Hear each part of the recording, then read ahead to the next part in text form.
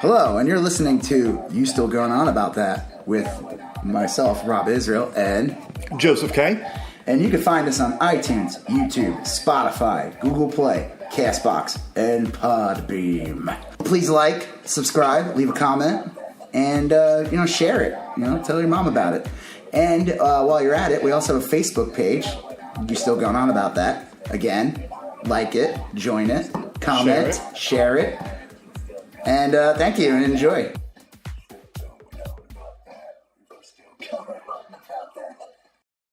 I'm Rob Israel. I'm Joseph K. And you still going on about that? All right. So we just came back. Actually, that's a lie. We didn't just come back. We started Thursday night, Avengers Endgame. Yes. So I'm assuming that you guys listened to our other podcast where we discussed the Infinity War. Right. Which happens to be the movie before Endgame. In case anybody...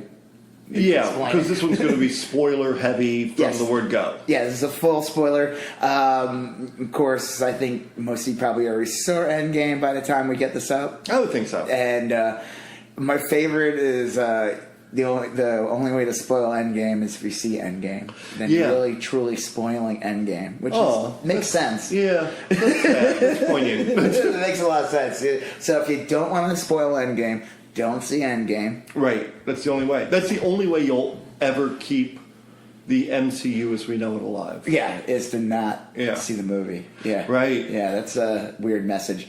Okay, so what do you think of it? It's not a review. No. We're not reviewing the movie. Even though I give it 6 stones up. 6 stones. 6 solid stones. Yeah, look, I loved it. I thought it was great. I think it met all my expectations. Did you get all the sweet spots? It did. It got enough, what do they call it, like fan service. There's enough moments in the film where I'm like, oh, I was waiting for that. And then there were a few moments that kind of came out of left field, and I was like, I didn't know I was waiting for that, but here I am for it. I think it's hard. I was talking to someone today, and it's hard to talk about this as a movie because it is essentially like the last part of 20 other movies. It's crazy. And this one, the creators or the directors, Russo brothers, they really did not want. At first they were going to call it Infinity War Part 1 and 2. Okay. And they really didn't want to. They wanted this to become its own movie. But I feel like it does make sense because it is so different from Infinity War.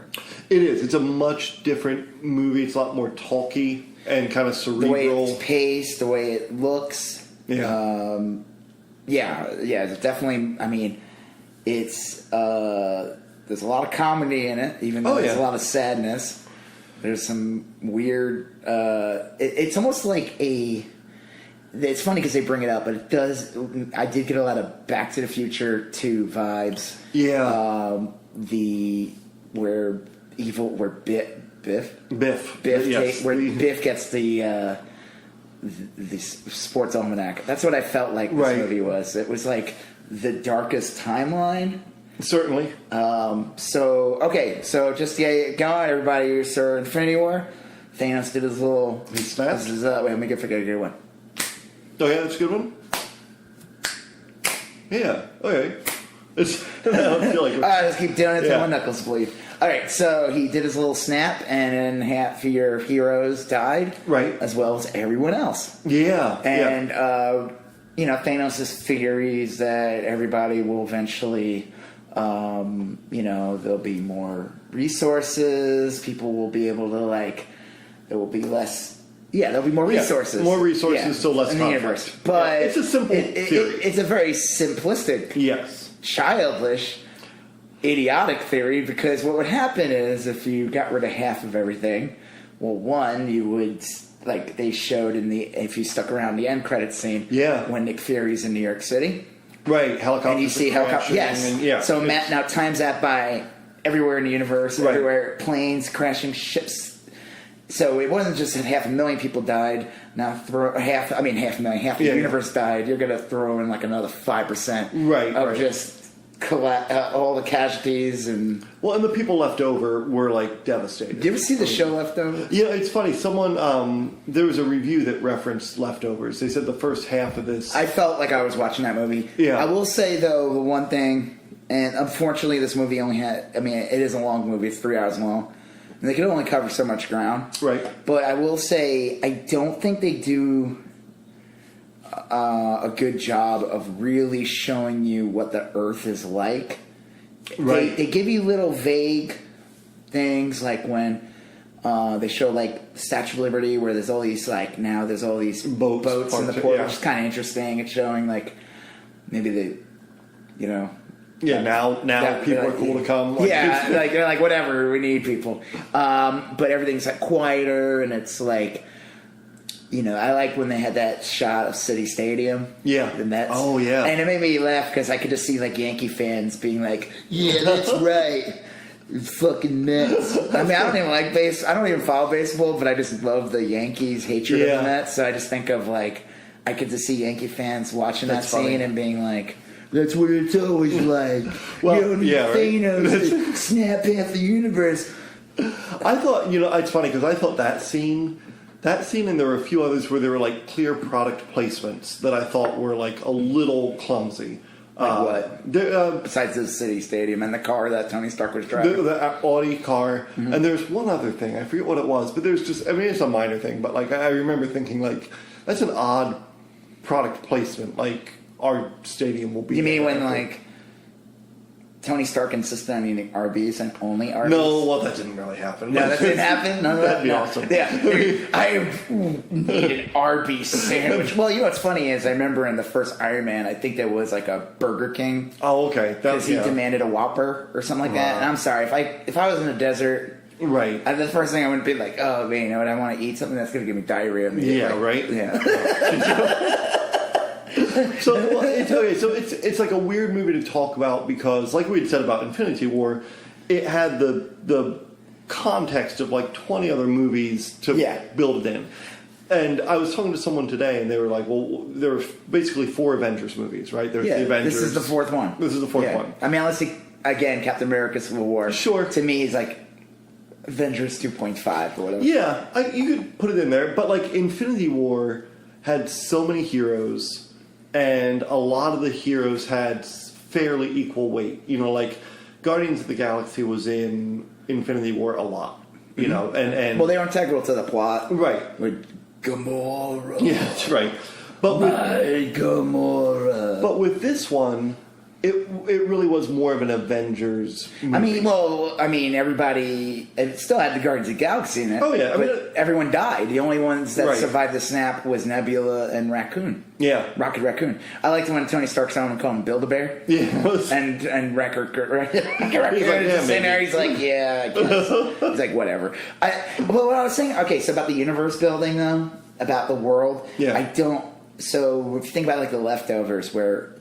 Again, no, that's a TV show. They had 3 seasons to like dissect it and do all kinds of crazy shit. But the one thing I liked about it showed that there would be these cults that would grow. Right. Yeah. I mean, if 50% of Earth disappeared today, it'd be like chaos. It would be. It'd be unreal. It would be like. I mean, even if like. Okay, so spoilers. Let's just start real quick. Sure. So the movie begins where they show. Hawkeye. Yep. Clint Barton. Clint Barton. Yeah, right. I should know this. Yeah.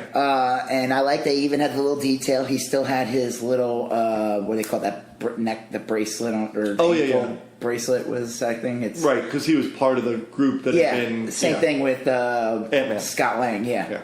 He was still part of that, and he's having like lunch or something. Yeah, they're having a picnic lunch. Yeah, with his family, and they're already implying. I like what they did in this movie. They dropped the seeds of the Young Avengers. So, like, his daughter is Kate, right? Is that what they call her in the movie? No, it's Kate Bishop is Hawkeye also. Right. She's the teen Hawkeye. Okay, yeah. From the Young Avengers in that comic series. Right. Did they call her Kate in this movie? I don't remember. I saw the movie twice. I know you saw it once. Let's just say they did. Sure. I don't know if they did. I don't know if they did. Yeah. Don't get mad at us if they did. Well, when I first saw that scene, the scene you're referencing, I thought it was post-snap. No, I knew it was pre-snap. Well, it looked like they were out in the middle of nowhere, and they're living if you saw Avengers 2. Yeah. They show that when they need like a break, they go to the farm. Yeah. That he has, and he talks, true. and they introduce him to his wife, and it's like part of the deal he has with S.H.I.E.L.D., where he gets to disappear and be a regular guy. Like I get to be a person. So he, his whole world dies, which reminds me of, again, scenes from The Leftovers, where there's like one of the main characters is this woman where she loses her whole family. Yeah, the whole family. Other people will lose like a kid, they lose something, and that was only 3% of the planet. Oh yeah, which is crazy. Yeah, so this is half the planet. Well, it'd be so widespread and so devastating. I mean, it would be literally like a zombie, almost like the equivalent to like a zombie apocalypse. Oh yeah. I mean, you would have shit there would be power failures everywhere. There'd be cell lines collapsing. I mean, it would take like, who the hell knows how much time? I mean, for recovery. Oh yeah, and it'd be fluky too, because you'd have some towns where like the majority of people got wiped out, and other towns where maybe the majority. Yeah, do you remember that plot line too? Did you see The Leftovers? I saw. What was that? 3 seasons? Yeah, I saw like 2 seasons. Okay, do you remember the second season was based actually in Texas, and it was supposed to be a town that was the only town. No one was taken. Yes, and it was literally the only town, and I swear it was shot in Denton, but it might have been like Austin or something. I always found that kind of interesting because they had the square and everything. So again, it's a 3-hour movie. There's only so much time they could dedicate. Right. Okay, so they're having a meeting. So Tony Stark's in space. He's drifting. So they've been there like 3 weeks now. It's like he says it. I forget what it was. It's like 22 days or something like that. Yeah. And then something else happened. And they bought them. They had like 2 days left of air. And he's basically on death. He's gonna die. Right. She might live longer because she's kind of like a robot. Yes. She might survive longer. I thought she might have lived the whole time because she looked fine. Remember he was. Yeah, well, she'll survive, but she still needs to eat, as they brought up in Guardians of the Galaxy 2 when she wanted to eat. They had this dumb joke throughout the movie where she wanted to eat this like vegetable or something. And it wasn't ripe, and then she eats it and she's like spits it out. Right. It wasn't ripe yet. Yeah. But it was good. Yeah. That was a bad joke, but so then Captain Marvel shows up. Right. And which I kind of knew that was going to happen. I figured.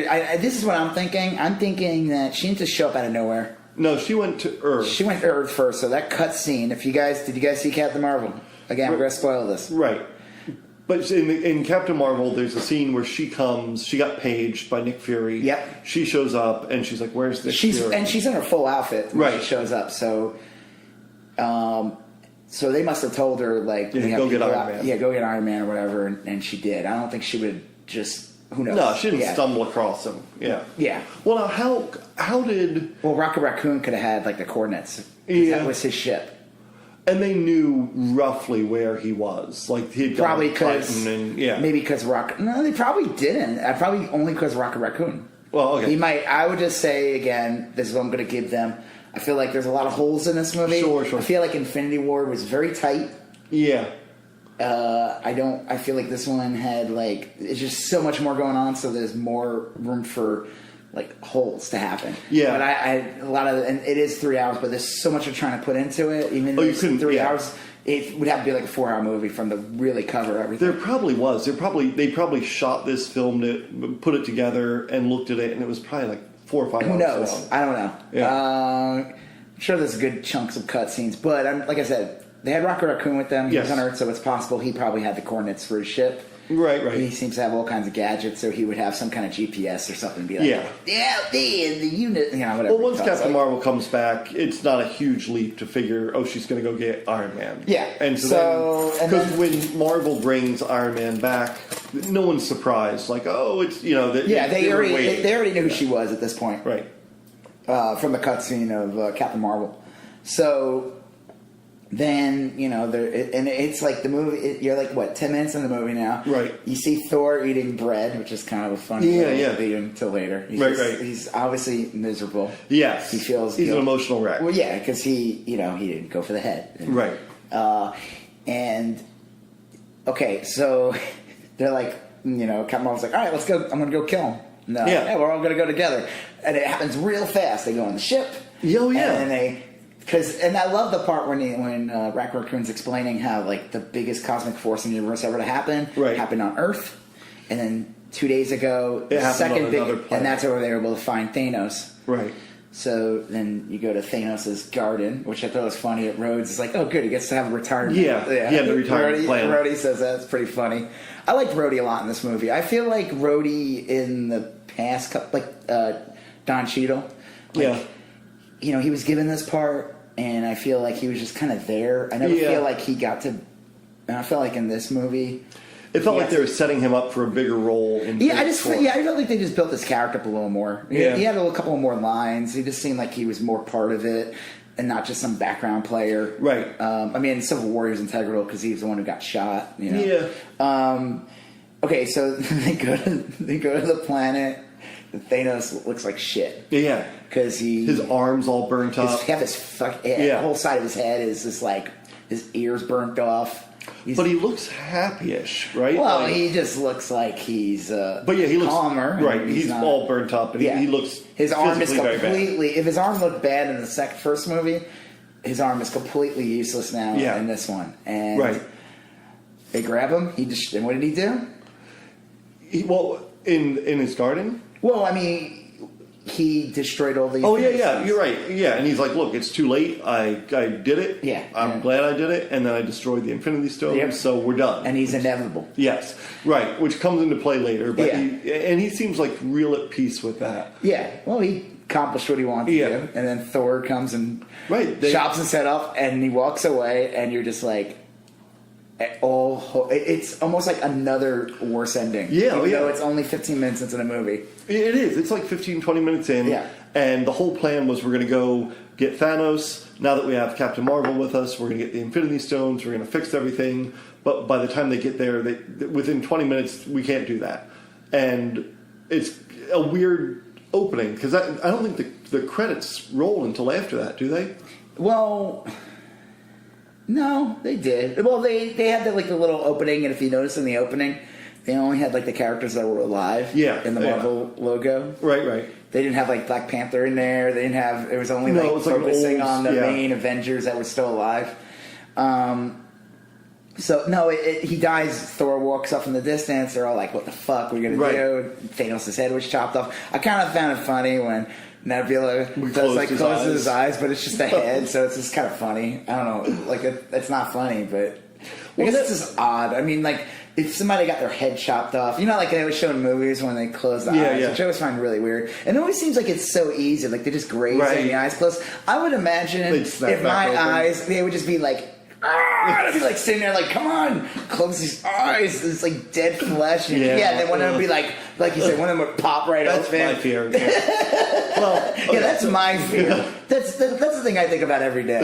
Well, that's the thing that keeps me up all night. Let me rewind a little bit just for a second. Remember when Captain Marvel brings Nebula and Iron Man back to Earth? Yeah. And Tony Stark gets off the airplane or the spaceship.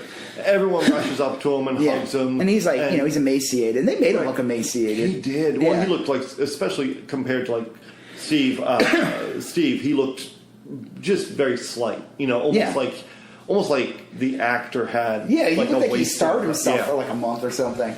So, but no one said hi to Nebula. No one even acknowledged her presence. She gets off the jet just like Tony Stark. Yeah, I don't know. I mean, they don't know who she is. Right. That's the thing. No one. See, that's the one thing about Infinity War people don't realize is that you had all the characters in it, but they all were off on their own little segments, and so they were characters who were just meeting for the first time, and they were characters who. Even though, yes, they're in the same movie, they're sharing the same movie, they didn't meet each other. So you had all those characters that were on Titan. Right. The only reason why they know who Rocket Raccoon was because he was with Thor. Yeah. Because he showed up. Okay, so going back to Infinity War, because I rewatched it. Okay. Remember when he gets the axe and they go straight to Wakanda? Yes. How would they know to go to Wakanda? Yeah. Right. I don't know. Well, it's Bucky was there, right? Yeah, but what the hell would they know about? Yeah, how would they? I mean, did they? You know what? Let's I remember. I vaguely remember there being a snippet of lines about Nick Fury knowing something about Wakanda, or no, that never. Yeah, no. Wakanda was a secret. They did an amazing. That was like the thing about it was that no one knows about Wakanda. Yeah, it's all right. Well, so the only one who knew about Wakanda was Captain America. Yeah, and that was it. Huh. Okay, so that's just a little hole. Whatever. It made a great moment. Thor showed up, and he's like, "Bring me Thanos!" Even though Thanos wasn't there. You think he would go to Titan then? Yeah, because Thanos was at Titan at that point. Yeah. Whatever. Okay. Right. So, but then Thor kills Thanos and chops his head off. Right. Well, he chops his hand off first. Oh yeah. Well, he chops the gauntlet off, which is his burnt up arm, but his. And then they realize stones are not even on there. Yeah, because he destroyed them. That was his second act. That was the second snap. It was to destroy the stones. Right. So. But then they go 5 years in the future. They don't go 5 years in the. It just 5 years past. Oh, 5 years later. Yes. Yeah, which is like we talked about this in the previous podcast about rumors. I heard rumors for a long time that that leaked, and I couldn't believe it. And I was like, no way, that can't be true. That 5 years was going to pass. And I was like, whoa, that's crazy that they're going to let 5 years pass. Yeah. And then we talked, and then you said how this, in the last podcast, that you believed there was going to be like a time travel thing. Right. And I refused to believe it. And I was wrong. It was literally all time travel. That's all a time heist. Well, yeah. And I like that it said it on the screen. Yeah, it's funny because I went back and listened to that because I was like, I'm pretty sure I said that it was going to be like a greatest hits, that they were going to revisit. And which is funny because one of them was not the greatest hits. No. Thor Dark World is considered even if it might have made money and stuff like that, it's not considered. No, it's a bottom tier. It's a bottom tier Marvel movie. And so it's fun. It's almost like they probably did that just to piss people off because it's just to be like, no, this movie is important. Go out and get that DVD or Blu-ray now. It's funny because like I thought after seeing Endgame, I was like, I should give Dark World a shot. I should try that again, because they made it important. Yeah, I saw it the first time and I was like, yeah, it's fine. It's fine. Well, I guess she had the Soul Stone. Yes, the Soul Stone or whatever. It's whatever the stone that the Collector has. It's the Reality Stone. Reality Stone, yeah, because they called it the Aether. Yeah, that's what Thor's people called it. Right, and then because in the end of Thor: Dark World, which was basically just like a little prelude to Guardians of the Galaxy, is when Sif and one of the Warriors 3 drops off the Reality Stone. Yeah, so that's when you meet the Benicio del Toro as the Collector, right? And he's all bizarre, and it's like, what is this? And it's like a little sneak preview of how the weirdness of Guardians of the Galaxy. Yeah. So that was a shift. It was like less superhero-y. It got less superhero sci-fi and more sort of sci-fi elements. Yeah. Now you were saying like Infinity War is almost like a sci-fi movie. What the hell would you say this movie is? I don't know. Because the first half, it feels like two movies. The first half was definitely. Up before they start going time heisting, it seemed like a kind of serious, sober, almost civil Winter Soldier-ish, A lot of comedy, though. Yeah. Okay, so, you jump 5 years. Right. You see Captain America doing a self-help group. For, like, people with loss. One of the guys in the group was, two of them. One of them was a director. Oh, okay. One talking about going on a date. Right. That was one of the Russo brothers. And he's been in other Captain America movies before. Really? He was in Captain America Winter Soldier. He was like a S.H.I.E.L.D. agent that was helping him. And then the other one was Jim Starlin, who created basically the whole Infinity comic saga. Okay, that's funny. Yeah, he has like a line. It's kind of cool. He's the bald dude with the mustache. And, yeah. He has a little scene. Okay, I thought about that scene, not a lot. Maybe he's the new Stan Lee. Yeah, right? Well, people will be like, who the hell is this guy? Yeah. Well, look, it was a fine scene, but for me, I was like... It was weird. It was weird. So, so then you get Would Captain America be self-help group? Yeah, why not? I could totally see his character being like that. Yeah. Because he's a helper. And it just makes sense. I didn't think that was out of character for him to be doing that. But, so then you go to... Scarlet Witch. Yep. And she's kind of like... Not Scarlet Witch. Oh, you mean Scarlett Johansson? Yes. Or Black Widow. Yeah. Natasha. Right. And she's doing the whole, talking to people on holograms. Right. All different parts of the world. And you see, so the poster made it feel like certain characters were going to be bigger parts of the movie. And they were not. One of them was the woman from Black Panther. She's from Walking Dead. Right. Forgot the name of the actress. I forgot the name of her character. Yeah. But she's not in it much at all. Oh, no. Yeah. And the poster made you think that she would be like part of the Avengers saving it. She's just kind of dealing with Wakanda crap. Yeah, she's like literally the only... She's like next in line, I guess. Cause Black Panther died, and I guess according to the posters that came out, Shuri also turned to dust. Right. Black Panther's sister. Yeah, yeah. And then you see War Machine, I guess, was searching the globe for Cliff Barton, Hawkeye. Right. You see Captain Marvel with a new haircut. But that's what her hair. That's what she looks like more in the comic. Yeah. See, that's the funny thing is they always show the long hair in the movies. But she looks in the more, comics. She has like that. Not like a mohawk, but like a faux hawk-ish kind of. Yeah. Right. Okay, so get into this real quick. So. The one thing I remember when they first introduced this and they looked at Captain Marvel. Right. Of course, there were people who were they were using the B word to describe her. Oh, okay, and I'm not saying they were calling her Diana. Right. I could see that. I could see people like look. Dick Van. Yeah. Right. They're calling her. That character has triggered a lot of people's. And I was like, they gave that haircut to give it to just trigger people more. I was like, trigger people more. Well, I think it'd be awesome. Yeah. Well, there's that scene towards the end where like all the female characters kind of right. Yeah. And I was like, they clearly did this to like. Okay, but here's the thing: like, she's not in the movie either. No. She's like hardly in it. She's in the beginning. Yep. She's in that one scene of the hologram. She's basically says, "You ain't gonna see me for a long time." Right. So she's like basically saying like checked herself out of the movie. Yeah. They do show, and this was actually implied because she did date him in the comics, Rhodey. Oh yeah, okay. Right. She looks at War Machine and she kind of says to him like, "I don't know, see you later." Yeah. But she kind of like takes her time to look at him. And right. So in those 5 years, it's possible they had a relationship. But then there's all these other people who think that she's having a relationship with Valkyrie, even though they don't even interact with each other. I think everybody just wants to have their little fantasies. Right. The thing with Rhodey makes sense because that's actually from the comics. It's from the comics. Yeah. And the character is not a lesbian in the comic. No. I mean, but she does have that hair, and of course everybody just assumes when a woman cuts her hair, people just automatically just say like, "Yeah, that's crazy." Yeah, it's stupid. But she's not in the movie. No, she's not in the movie at all. She's a Deus Ex Machina character. 100%. Yeah, which I think I don't love, because. And I would have liked to have seen her more because I do like her in the beginning of the movie. I like her interactions with the team when they go defeat Thanos. Yeah. Even though it was like they were basically beating up a cripple at that point. Well, it was. Feeble old man. He's just like, why are you hitting yourself, Thanos? Well,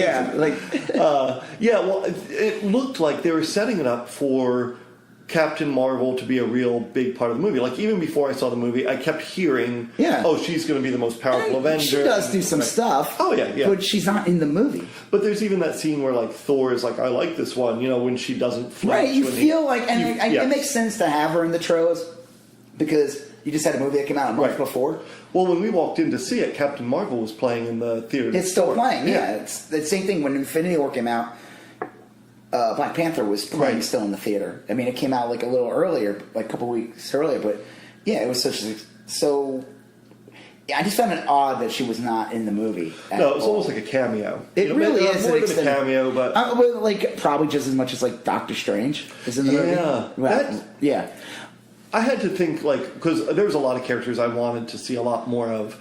And at the end of it, I was like, well, I wish I had more of this. I wish I had more of that. And I realized all the things I wished I had more of, they weren't Avengers. They were only peripherally Avengers. And they're going to be in more movies. Oh, yeah. So you're only... But again, it's just you see the poster, you see the woman from Black Panther. Yep. You see Captain Marvel. You think they're going to be... All these characters on the main poster are going to be part of the main story. And I think I had MCU expectations walking into an Avengers movie. Yeah. And that's probably a little if unfair. you watch Infinity War, it's an Avengers movie, but is it? Oh, it's more of... It's not an Avengers movie. No. They should have called that more MCU movie. That makes this one becomes more of an Avengers movie just because... But it makes sense. Okay, so So that scene, everybody kind of goes off, and then Captain America walks in the room with keep calling Scarlet Witch. Yeah, with Black Widow. Black Widow. And, they're talking, and they're both like, get a life to each other, make a joke, because, like, Steve, Black Widow's wrecked. She's like tearing up. Yeah. You can tell she doesn't sleep anymore. She's eating cold peanut butter sandwiches. Yeah, and like, which I guess it's not like heating up a peanut butter sandwich is like a more home cooked but meal. at least put some fucking jelly on it or a banana in there. It's just like peanut butter on a bread is like You might as well just eat like cement. But she looks beat. She's got her feet up on the desk. That's why she don't look great for her. She looked hideous. She's beautiful, but like she looked wrecked. Yeah. And she's like not even like her hair is still like weird, like blonde and red. It's like it's growing out. Pick a fucking color, lady. Well, and then Steve walks in, and Steve looks like pretty chill. And he says to her like, I saw whales in Hudson Harbor. Right. Because that would make sense. Yeah. And he's like, less pollution. It's almost like, and she's like, wants to... She's got here in 20 minutes. Yeah, I'm going to throw this peanut butter sandwich at you. Like, you're making it like Thanos actually was right or something. Well, I thought about that too, because that was a really weird scene, because Steve did say he said some things that Thanos said would happen, that like, hey, this will fix a lot of things, and Steve was like, well, I mean, it is, again, what Thanos said is true, but it's insane. It's bananas. And it's simple, and it's very, but like I said, it wouldn't just be this easy fix. He would still take, and that's why I mean, like, jumping 5 years, I don't think society would recover 5 years. I think it would take like it would take a generation or two to like. I mean, we had a depression in this country that people haven't recovered from. Well, I think some things, like, I don't know. I mean, that you could do a whole movie about that, because, like, what did they cancel out people's debt? Did they? Maybe. Who knows? Some of those people disappeared. Well, you don't see, and you said this earlier. You don't see much of it. You see the ships in the harbor in Manhattan, Ellis Island, and then you see the people gathering at a memorial in San Francisco. Okay, well, let's get to that part. Okay, so now you jump to that part, and then it goes to San Francisco. Right. And you see a familiar van. Yeah, why do we know it's San Francisco? Is it the TransUnion building or the I think they said San Francisco. Oh, did they? Okay, I was like... So that's where Ant-Man's based. Right, is San Francisco. So, Ant-Man... You saw the movie? Yes. Finally. What happened to Ant-Man? Yeah, and I'm so glad you kind of got on me about not seeing Ant-Man and the Wasp, because, Ant-Man and the Wasp was a really fun movie. Yeah. I mean, just all the way through. I loved the original Ant-Man, but this was like 10 times better than Ant-Man. Okay, but I mean... You got stuck at the very end, and this kind of snuck up on me. He gets stuck in the quantum realm. In the mid-credit scene. Yeah. And then... Because everyone vanished. Yeah. Hank Pym... Janet Van Dyne and what's the daughter's name? Wasp. Yeah. Janet Van Dyne is the... It's not Holly. It's I don't know. It's I'll think of her. I always think she's Janet Van Dyne, even though she's not playing Janet Van Dyne. She's playing the daughter. Right. It's Hope. Hope. Oh yeah, Hope Van Dyne. Yeah. So they're going to bring him back. They were supposed to bring him back immediately, and they got turned to dust. Yeah. Which snuck up on me in Ant-Man and the Wasp, even though I knew that was coming, but I kind of forgot about it. And then, so he's stuck in the quantum realm. So what happens 5 years later? Perfect timing. A fucking rat happens to be... Well, one thing, the van was on the roof of a building. So someone was nice enough to put it in storage. Was it? I thought it was on like a pier. No, it was on the roof of a... I swore it was on the roof of a building. Okay. If you think about that, it's not crazy, because all they would have to do... shrink it down. Go upstairs, and then shrink it back down again. That's what they did throughout... That's what I love about Ant-Man and the Wasp, was they just would shrink the buildings. The building was a briefcase. Would have like fallen everywhere, like... What? Well, when you shrink down the building. I don't know. The Pym particles keeps everything intact. Okay. Because I would imagine everything would get fucked up. Well, the Pym particles become a huge part of... Well, everything. Basically, the movie does not happen until... There is no movie until Scott Lang gets out of the quantum realm. Right. The option of anything... People have moved on with their lives or haven't moved on, but regardless, 5 years has passed. The world is moved on. Yes. And... and it would have kept on moving on if this rat never stepped on a button. Yeah. See, I didn't love that because I don't think it needed to be that way. All right, so here's my thing about that. Yeah. Well, you can tell me why you don't like it, and I could shit on it. It just seemed too easy. I mean, like they could have just as easily said his buddy went looking for him. Yeah, but then you would have to pay him. Yeah, right. You don't have to pay a rat, but you got to pay an actor. Yeah, and you would wonder.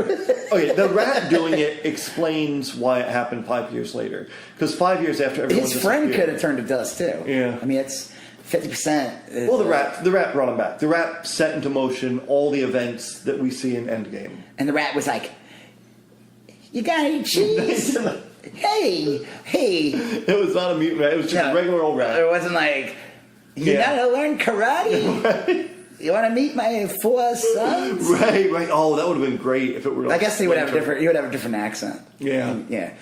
Who owns the Turtles? The Ninja Turtles? Not Marvel. Not Marvel. Yeah. Not yet. Right. No, Nickelodeon owns the Ninja Turtles. So the rat. The rat is basically the most important character in the universe. Yeah. Nothing happens without the rat. Without that rat, maybe something else would have happened like 50 years later. Yeah. But so Scott Lang wakes up. Yep. To him, only 5 hours has passed. Right. 5 years has passed. But they set it up in Ant-Man and the Wasp, but that should have destroyed him. Like 5 years in the quantum realm. Well, he would have been like Janet, who was there for 30 years. Yeah, but why did she do so well there? She adapted. Yeah, evolved. She evolved. Right. And they kind of hinted at that, which is, everyone's theories of how they're going to bring mutants into this. And there was a lot of different theories. The one thing and again, if you're listening to this or saw the movie, right? There is no Wolverine. There's no X-Men. There's no Fantastic Four. You mentioned when we walked into that, you said something about Wolfman. Wolfman. Wolverine. Yeah, Wolfman. You said something about Wolverine, and I was like, I wonder if there's going to be like a hint of a crossover. No, I don't think there was any. I'm glad there wasn't. Yeah. It would have, because this is supposed to be like the end chapter of this first major, phase 3. The Infinity Saga is all 22 movies. Yeah. In the end of the day, each movie is somehow connected to everything led to this. Even Iron Man 2. You learn in Iron Man 2 when he looks at the notes. Right. There is the Tesseract is in the notes. Yeah. Even though the Tesseract is not in Iron Man 2, it shows that his father was working on it. And we'll get to that in a second. Yeah. But, okay, so Scott Lang wakes up. And this is probably where they show the most dystopian future. Yeah. Where he's walking around the neighborhood in San Francisco. With a wagon. Garbage. You see the kid who's the mean-looking kid on the bike. Yeah, that seemed... I wonder if that kid is someone, because that seemed real out of place. He was just some kid riding the bike. Yeah, I meant in real life. Like, it's the director's nephew or something. Producer's nephew. Well, you gotta put my kid in the movie. Yeah, right? Or you don't get my money. Because he's the only non-hero that we really see. You see the people gathering in a park outside of Golden Gate. And he sees his name on it. Yes. But that kid he was considered missing. Yeah. Right, yeah, and it would make sense. Why wouldn't he have been? And when they show all the people missing in the beginning too, Scott Lang is one of the missing heroes. Oh, when they show all the people that have been part of the Avengers and are active in the Avengers, you see the list. You see Captain Marvel sees Nick Fury's face. Right. She gets a little teary eyed. Scott Lang was one of them. Right. So then I always love the one thing I always love about these movies is so I guess he drives cross country in his shitty van. I don't know. Yeah, that's not explained. Could he have flown, perhaps? I don't know. Yeah. But anyway, he winds up in New York. In Manhattan. Yeah, well, he winds up in Manhattan. Okay, but... Yeah. So, he sees his daughter. His daughter survived the snap. Right. His daughter looks appropriately 5 years older. Maybe old. I don't know. Yeah, I guess. They were setting up, because his daughter is a character in one of the universe called Stature. Yes. Who's like a young Avenger. And I remember when when Ant-Man and the Wasp came out and all that, they were like, "Oh yeah, she's going to be one of the Avengers." She's like 8 years old. This actress. Yeah. What the fuck? But it was a good way. It was a good way. It was a good way to do that, to set that up. Now she's a teenager. She'll eventually become this. Yeah. If they decide to, it now becomes a legit thing. What the character can be. Right. So he, I guess, goes to New York. Yeah. And he shows up. They think it's a recording, and they're like, "No, he's at the front door." Yeah. And he explains to them everything about quantum And of course, Captain America and Black Widow are the last people. They're not the ones. Black Widow says the best line. She goes, quantum physics. She's like, only in conversation. Right. Yeah. Yeah. So they immediately think to go to Tony Stark. Yeah. Right. And he's got a little kid who's super adorable. She is. That daughter is. Did cute kid. Did Iron Man have a family? I don't remember that in the comics. No, but this movie's a different universe. It doesn't need to. I mean, the thing about comics and movies, and we'll get into this later. Comics go on forever. Right, they recycle, and that's fine. Movies last forever, and it's gonna be a lot harder for them to try to be like, "Oh, we'll bring Captain America back now." We're gonna bring right. Yeah. Iron Man's like basically moved on with his life. Tony Stark, and he makes a real big point. He lucked out. He lost no one.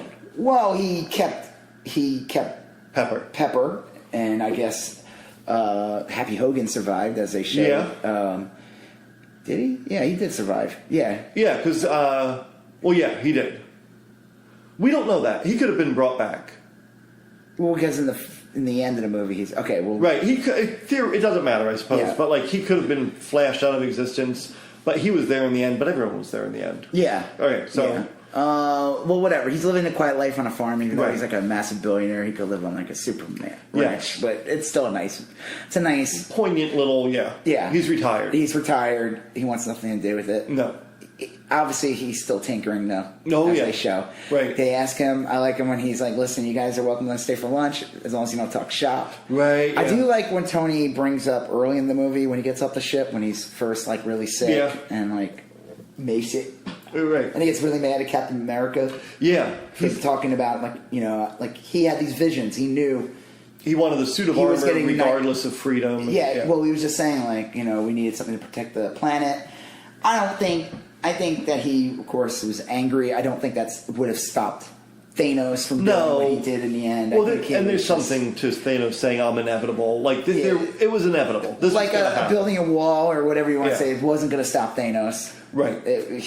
He's like a storm that like he's a force of nature. It's like Anton Chigurh in No Country for Old Men. That character, Javier Bardem character. Yeah, he's a ridiculous character. Even when he's like, and he's constantly knocked down, and he still keeps going. He's just he's got that weird air gun thing. Yeah, that was crazy. That was. But anyway, he's like that character. It's going to happen. You can fight it all you want. You can postpone it. You can delay it. But it's coming. So.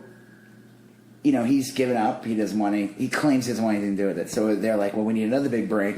And this is one of the best scenes of the movie. Yes. And this is I'm so glad they did this. I'm glad that I've seen the toys.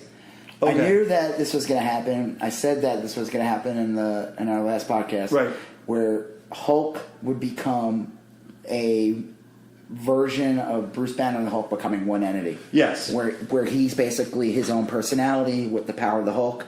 He's not as big as the Hulk as they showed. Like maybe 3/4 the size of regular. He's still huge. He's probably like 7.5 feet tall as opposed to like 8 or 9 or whatever, and he's not like Hulk's like they show him. He's massive. He's bulky as hell. But he fit in a diner table. Yeah, right? Kind of. From a CGI. Even though they were all cramped in. That scene is so funny. Oh yeah. Because the special effects are so good now. That looked like Mark fucking Ruffalo. It did. I forgot. I forgot. Do you think that almost like he's like a real person? Like they put makeup on him. Like it was Frignode. Like they just put a little green crazy. makeup. It's insane. They even got like his hair. I like that the little gray in his hair. Yep. Yeah.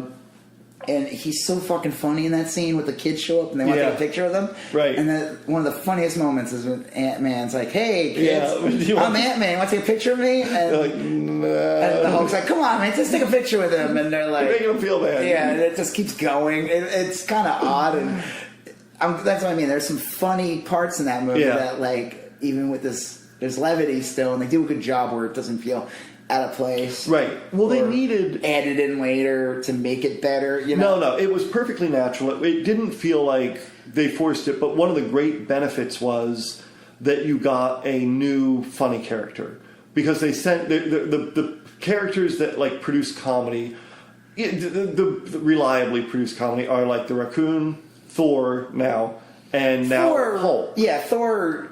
has always had lines, but obviously the third movie is where Ragnarok's really where it pushed the level. And then and Ant-Man obviously Paul Rudd is you got to put him in the movie. You're gonna get comedic lines in it. Yeah, but you needed another kind of balance.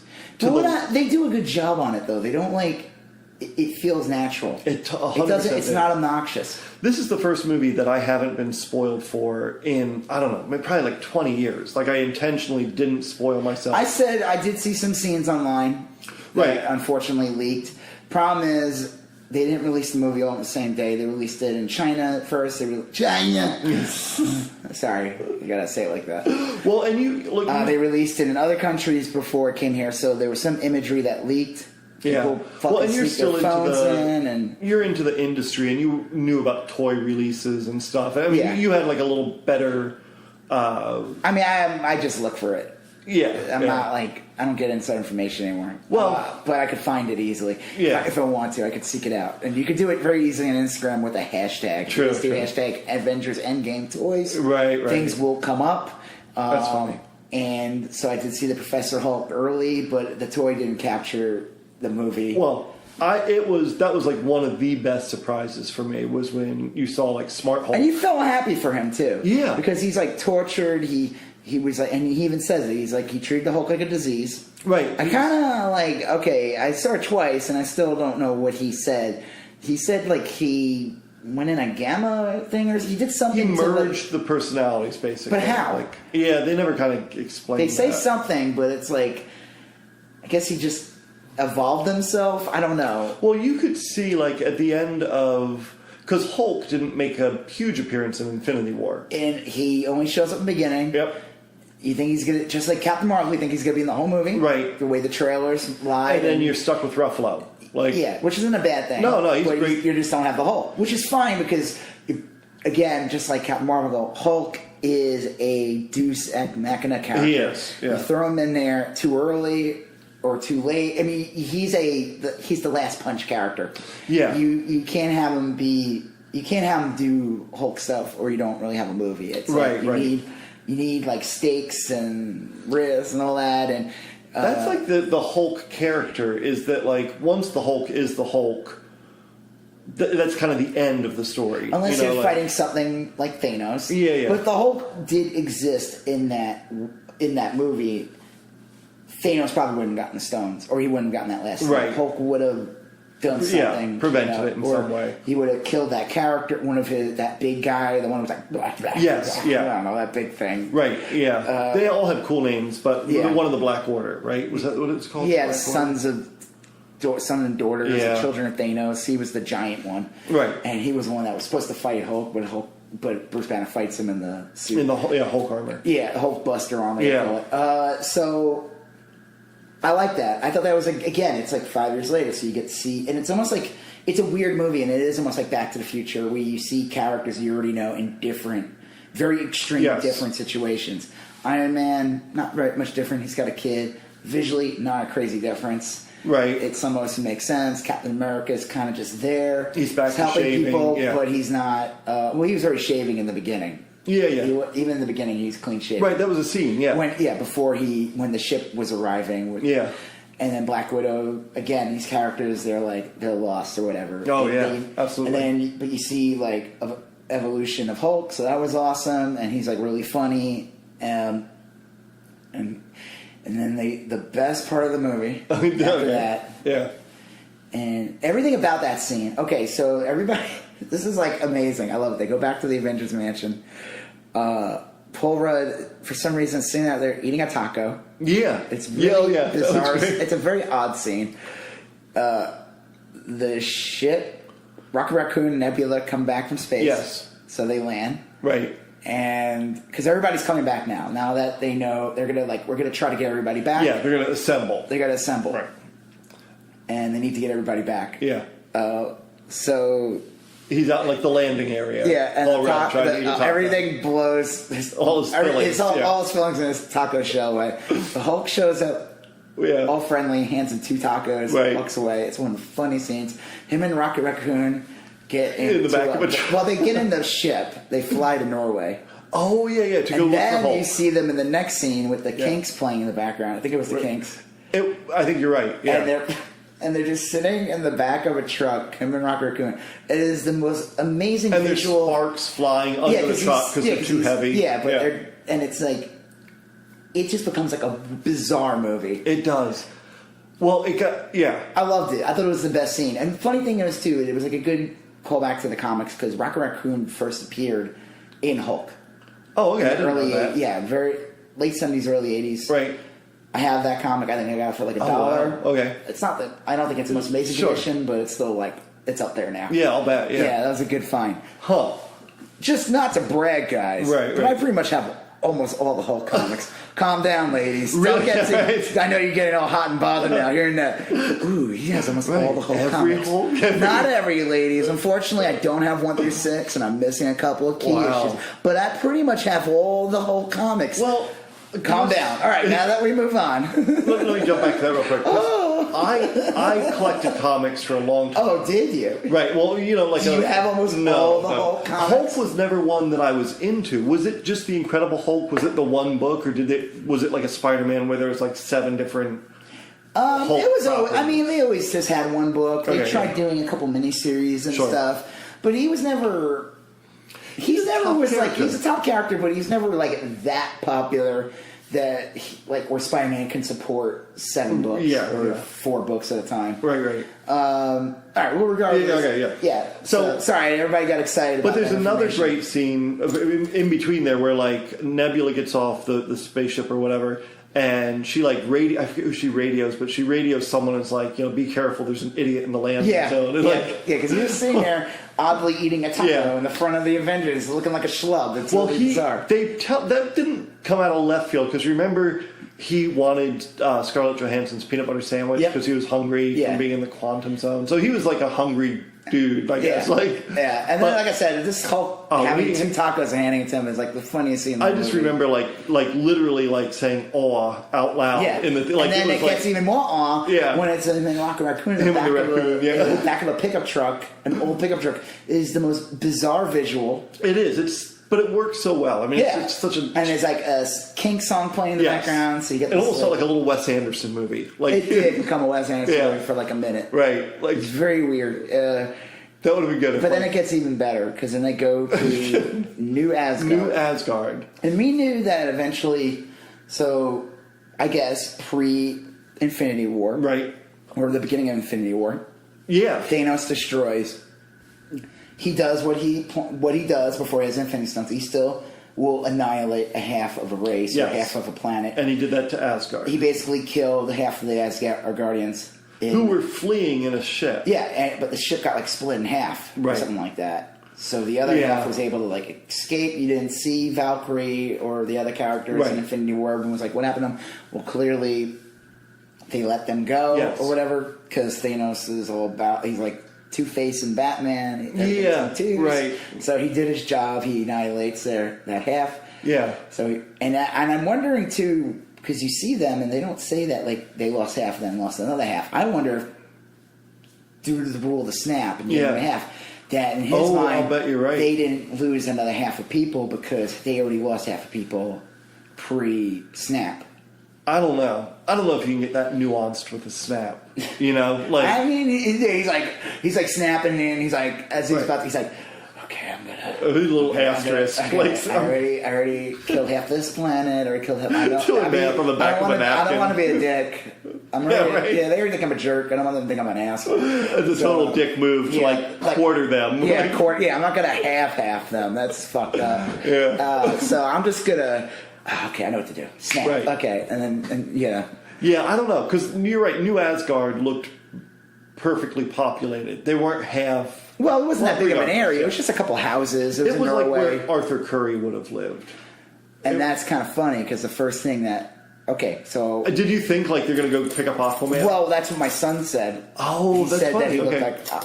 But that's not... But I was like, you think Aquaman looks like that? Okay, so... But and again, this was something just like the way they hid the Hulk in the trailers. Even though you saw Thor in the trailers... Yeah. You only saw Thor from the beginning movie. Right. They hid Thor from the entire trailers. There's a reason. Yes. Because he looks like fat bastard. He does. Well, not as fat. No, but he's got a big gut. And he's got a big old beard, long hair, and he's got a massive cartoonish gut. Yes. It's very bizarre. He's wearing like sweatpants. It looks, so they say, well, he sees Valkyrie, Hulk, and right. She makes a joke like, I liked you better when you were like the angry one, right, whatever. And then, but I'm assuming like, and it's kind of weird when they do these jumps, these 5-year jumps. Whenever they do these, I sometimes get annoyed by them because it's hard to write stories when you do that. So you're telling me that Hulk never saw Valkyrie again? I guess he never did. He probably never had a reason to go see her, right? In that 5-year gap, that no one went to see Thor in those 5 years. But I guess they never thought they had to because they never needed to. Well, Thor made it clear, like even within New Asgard, Valkyrie said to Hulk, like we don't even see him. He only sees him once a month when he wants beer, basically, and they show all the barrels of beer. Yeah. But they go into his place, and it's really funny because he's hanging out with his loser friends. Right. Which is from Korg and Meek. Right. The little larva. I love that. I love that character. They totally changed from the comics. Meek. Oh, those are from. I did not know. They're from a Hulk storyline. Oh, okay. Called Planet Hulk. See, I remember. Thor Ragnarok was really like. I do remember this. Disney, it's really odd their rights with the Hulk. Everyone's always like, how come they don't make a Hulk movie? Well, there's a reason why they don't make a Hulk movie. They don't have the rights to make a Hulk movie. Oh, okay. Universal owns the rights. Oh, okay. But they had, it's weird, it's like whatever deal they made, back in the day, is that if the Hulk stars in a movie, it's okay. But they just can't be a Hulk movie. No. So that's why they said when they were making Thor Ragnarok that this movie, it's almost like one big Hulk movie. Because you're seeing the evolution of the character. Right. It's almost treated like if he had his own movie. Yeah. That's why they made sure to give him true life changes in all, Thor Ragnarok, Infinity War. That makes sense. And Endgame. Right. So those characters actually, they come from that battle planet. Right. They're actually technically would be friends with the Hulk, not Thor. But because Thor was like the protagonist of the movie. Yeah, that adds up. Yeah, and Korg, who's played by the guy who directed Ragnarok, and he's like, you ever seen What We Do in the Shadows? Oh yeah, I saw the. I haven't seen the TV series. But I saw the movie. He's in the movie. He's not in the TV series. The series is okay. That makes sense because that's like that's that type of humor. Yeah, and the way he talks, right? He's up in New Zealand, and then Meek's just sitting there with his fat little larva body eating pizza, and they're playing Fortnite. Right. And it's like the funniest scene, and like. Korg is like, that kid is like... He's being mean to me again. And Thor gets on the... It's you weird. little weasel. Yeah, it's really bizarre. Over there of course, everybody's... I'm going to have to draw this now. Everybody's saying that he's the dude. He looked like the dude. Oh, yeah, from Big Lebowski. Yeah. Fat Lebowski. Lebowski. I think that was like really funny when you first see it. I'm kind of glad that he stuck to it, though. He does not get thin in the movie. He's fat through the whole movie. Right. Even when he gets when he charges up in the end, he's still like a big fat like Asgardian warrior. He's not like all of a sudden like bulky when he wears the suit. It's like a little thick around. It reminded me of Fat Mac from Always Sunny. Oh yeah, okay. That's exactly what it reminded me of. See, I was wishing while I was watching the movie that they trimmed him down to normal size. No, I'm kind of glad they didn't. Yeah, I'm like either. I'm sure in the next movie they will. They'll show him like, working out in the beginning of like whatever movie he's in, either Guardians or Thor 4 or whatever. Thor 4. That's they have to have Thor 4. Thor 4. They might. I don't know. Well, but for Thor. I just feel like there's a lot you can do with that. I guess. So anyway, he's this big dude, and he's a loser. He's kind of like giving up. He doesn't even care. He's drunk. He's hanging out with his friends. Who, like, Korg's like the type of friend who's just like, yeah, I got you. Right. He's just happy to be there. Like, he's not going to counter him on anything. So it's not they're really hangers on. They're not really going to be like they're not going to be good friends to like. No, they're like enabling him. Exactly, They really are. They are. One of them's literally a bug. Yeah.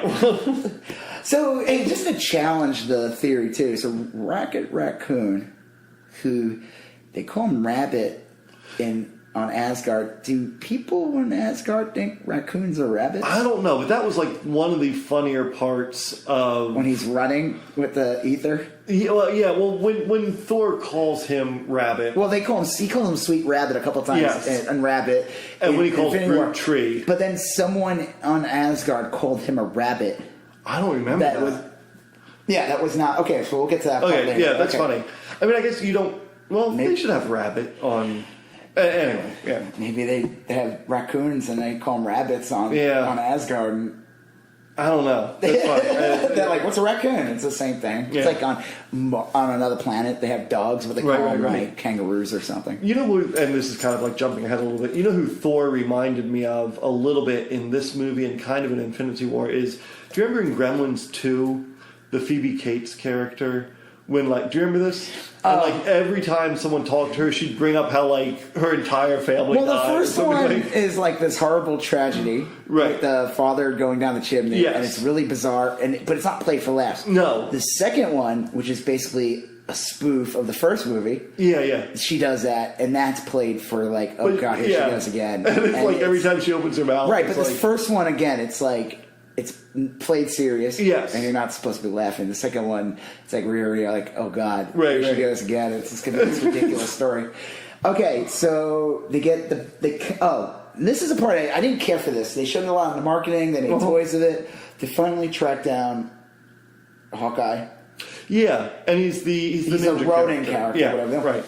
Now, a lot of people said that was true to the books. Well, in the comics, he does take on that persona. Okay, sure. But it served no purpose. No, it served no purpose. It's like a scene in Japan that there's like a lot of Japanese talking, and it's like, who's this character that he's fighting? Right. What does it matter? It's almost like it was very unnecessary. Look, it did a couple things. Because at first they said, well, we found him in Mexico. We killed a bunch of cartel people. And then, so I guess it shows that he is traveling the world, and he's kind of out, gone rogue. Yeah, he's seeking revenge and killing people. And the big thing it does from a narrative standpoint is it reestablishes how Black Widow feels about Hawkeye, right? She's like... Well, she wants to save Hawkeye, because supposedly Hawkeye saved her. Right. I guess she was like a rogue agent or whatever agent, and Hawkeye was supposedly the one that... brought her over to this side. He basically should have killed her, but he didn't. Yeah. So she feels guilt. She wants to save him. His family died, so he's just doing his thing. But you almost need that middle scene. It didn't need to be in Japan or anything, but you almost needed that middle scene of Black Widow bringing Hawkeye back in to make the first scene of Hawkeye bringing Black Widow into the fold from movies ago, and then the scene for the Soul Stone. Yeah, like that. Those three items. Yeah, it sets it up, and that's good. I agree. It just seemed like, man, I don't need to see like a 10-minute set piece of him. It's almost like Japan. I'm like, that's a lot of work put into it. A lot of work. I'm like, it dragged the movie down a little bit. Did they develop that character more? The bad guy that he was fighting? No, because supposedly that character is from the comics. He doesn't look like that in the comics. Well, it was but it was more effective when I forget who it was. Was it the Don Cheadle character that told Scarlett Johansson, I don't even know if I want to find him. He's doing some really fucked up shit out there. That to me, without seeing it, was like my head was imagining. Because even the guy he was killing was almost like saying like almost he doesn't deserve to die or something. Yeah. Like that. I don't know. Whatever. It ends up becoming.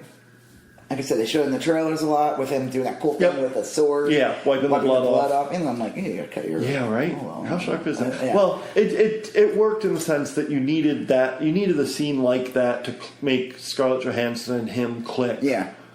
So the stakes were raised at the end of the movie. Yeah. But I wouldn't have done it that way. I mean, me, if I made this... If I made this movie... This $300 million movie. Right. That's why I'm sitting in the theater and not, sitting in Hollywood. Right. But, so I agree. It was a little jaggy. So they bring... I guess at that point, they get everybody back to Avengers. And they talk about how they're doing the time travel. Oh, that's it. They do the time travel. Well, Ant-Man is the one who they test it first. Yeah, because Iron Man's not on board yet. No, and the Hulk is like trying to figure out, and that scene's really funny. Yeah, because he's sent to the quantum realm. And he's a teenager, right? And he shoots him back. Yep, and then he's a baby. He's an old man first, and then he comes back and he's a baby, and the Hulk's like, he's gonna grow up. That's fine. Just and they're leave him that way. like, bring him back. It's really funny. And then he comes back, and the best line, he's like, I don't know, old me or baby me peed himself, or maybe it was just me. Yeah.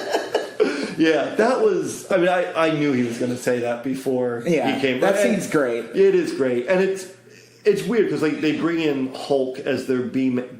Well, they don't have anyone at that point because Iron Man won't do it. But you see Iron Man working, and he has a little tender moment with his kid. Yep, and you said this before. They had like a stable of scientists, and it was like they always go to Iron Man, but Bruce Banner. And you said Doctor Strange and Spider-Man. Reed Richards. Who's not part of the Marvel Universe yet. He's technically would be considered the smartest man in the Marvel Universe. Right. He would be considered smarter than Iron Man. He would be considered smarter than the Hulk. He is like... And then you have Doctor Doom, but Doctor Doom's pride is... Well, it's his pride is too big. That makes him dumb. So, okay, let's just briefly ranking these smart... So you'd have... I would say the way they're establishing it, that... It's not that Hulk isn't smart. It's just he even says it. This is not his field of expertise. Right. Yeah. Iron Man, though, seems to know everything. He's inventive. He will figure it out. Right. Even if it's not his right. His so Hulk was doing a fine job. Smart Hulk was doing a fine job. But he didn't know how to. He said that he's the one who comes up with the little wristwatch device they wear. Yeah. Which I'm surprised. I'm kind of almost glad that they... Because one of the things they could have done in this movie... was, oh no, my wristwatch is damaged. Yeah. They could have done that. That could have been an easy plot device. I'm kind of glad they didn't do that. I thought one of the villains was going to steal the they kind of do. Yeah. They do something different. Yes, but but it wasn't a wristwatch. Okay, so they get everybody back. They got the wristwatch. They send Cliff Barton back. It works. Yes. He sees his kids for or kind of for a second. He hears them, and then he gets sucked back in. So he's still like an emotional wreck, I guess. But everyone's back. All the heroes, even though Captain Marvel's not there, and the woman from Black Panther's not there, and I thought that should be part of it. But she's dealing with Wakanda stuff. Sure. She's dealing with space stuff. Well, Wakanda's set up to be almost... They're reclusive. They are it's almost like an alien planet. A futuristic alien planet. And when they don't want to meddle in... They don't want to... Even though in the end of Black Panther... Yeah. He says it's time. And they do a big announcement, and he reveals what Wakanda is. So here's the thing. And here's the fuck up. Yeah. Now here's a hole. Okay. Because this movie takes place 5 years in the future, which means it takes place 5 years after Black Panther. Right. You don't think that there would be people marching on the doorsteps of Wakanda saying, help us? Right. We're fucked. You guys have the technology to make the planet better. I mean, that's what I said. There's a whole... You're jumping 5 years. There's a lot of holes. But it's really hard to do that in 3 hours. Right. If you did that, you would need another movie. Well, I think the way they did that... I want to see that in the movie. Yeah. I want to see them fight Thanos. The way they did that was to ignore all those ramifications, right? Didn't...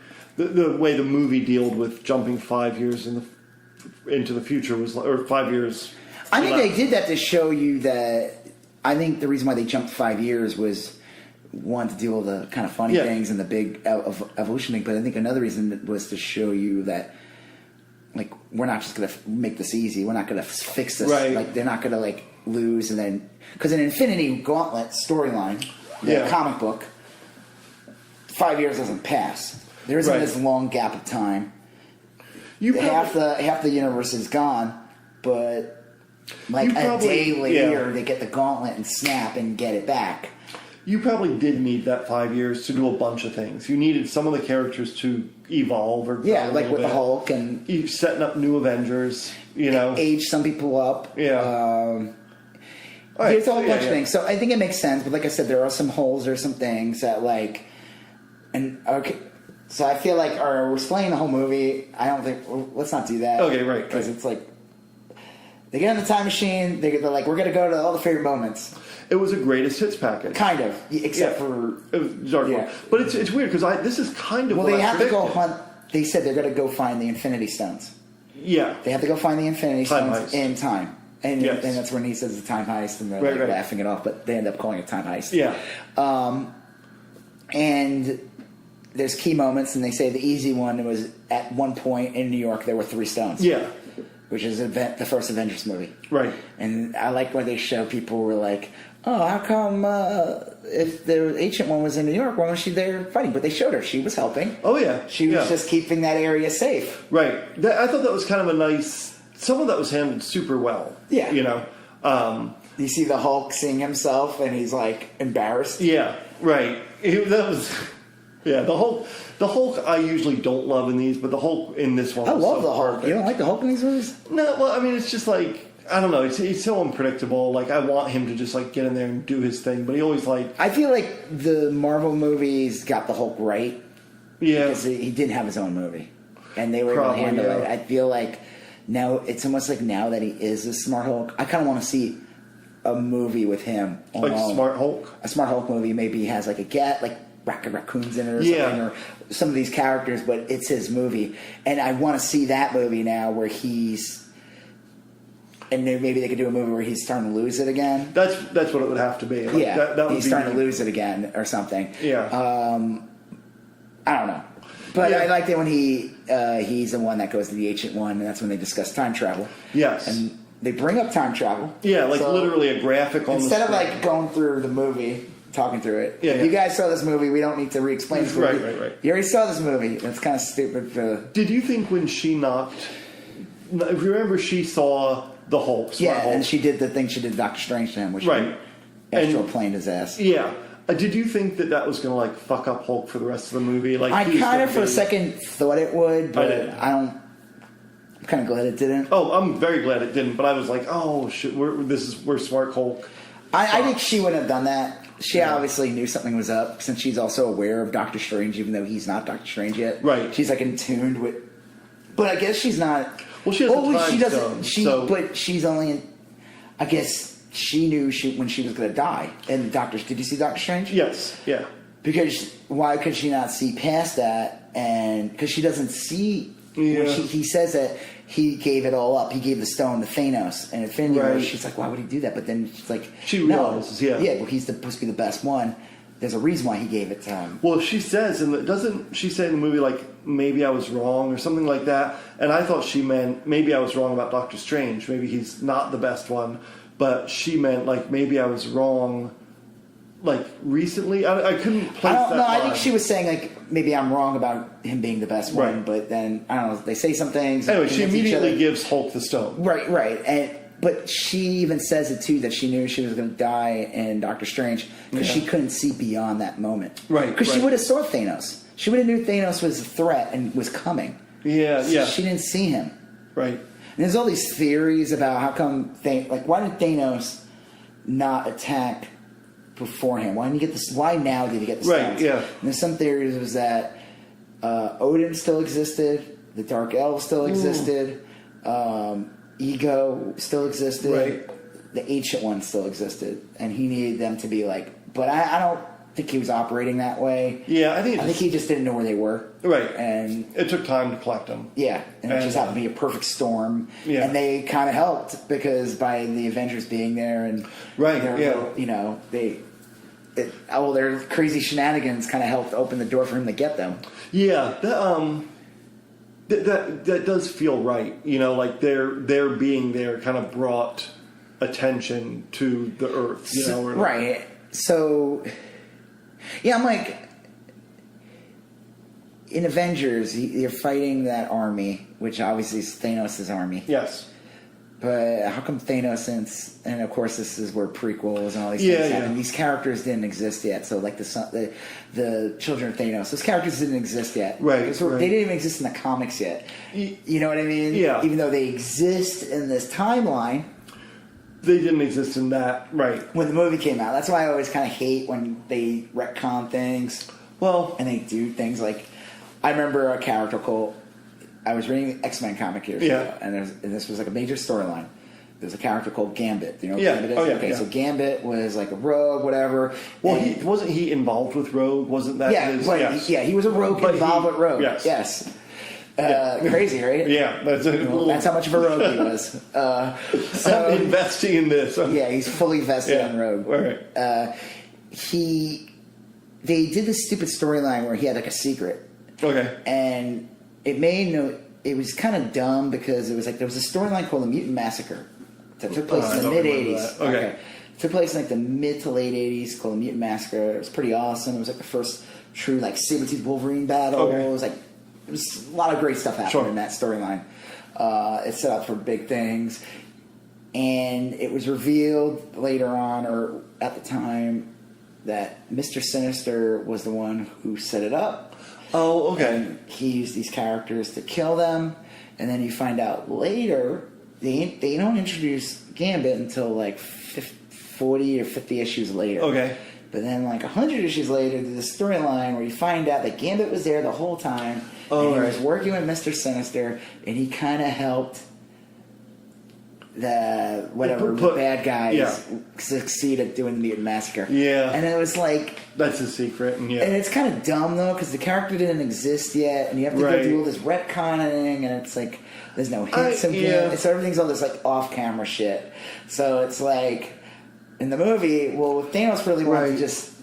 I don't know, like, was he just testing the Earth? I mean, he could have just rained hellfire right there, and, like... Yeah. I mean, the Avengers were barely, at that point, there's only like 5 or 6 of them. They were barely able to handle that army.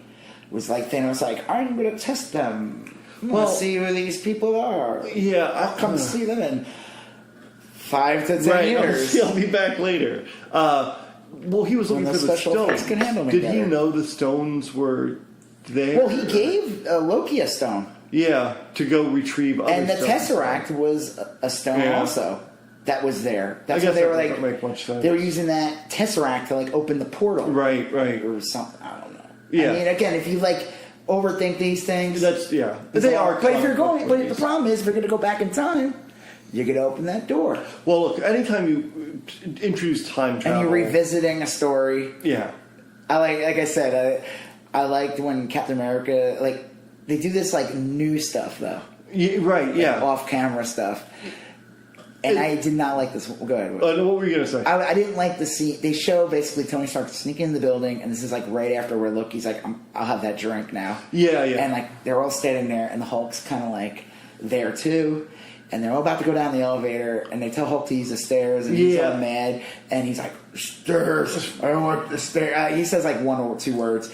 But I was like, Hulk's like a nuclear bomb back then. That was not.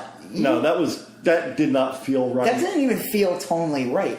Like, they would have probably waited for Banner to calm the fuck down and turn back to Bruce Banner before, like, they would rush down the elevator. I would have meant, I don't know, whatever. I know, again, overanalyzing. I just didn't like that. It did. It didn't feel right to the character of the Hulk as it was in that first Avengers movie. Yeah, he was like, I mean... He was a force of nature. They were able to aim, the whole thing was they were able to aim him. Right, yeah. In the movie.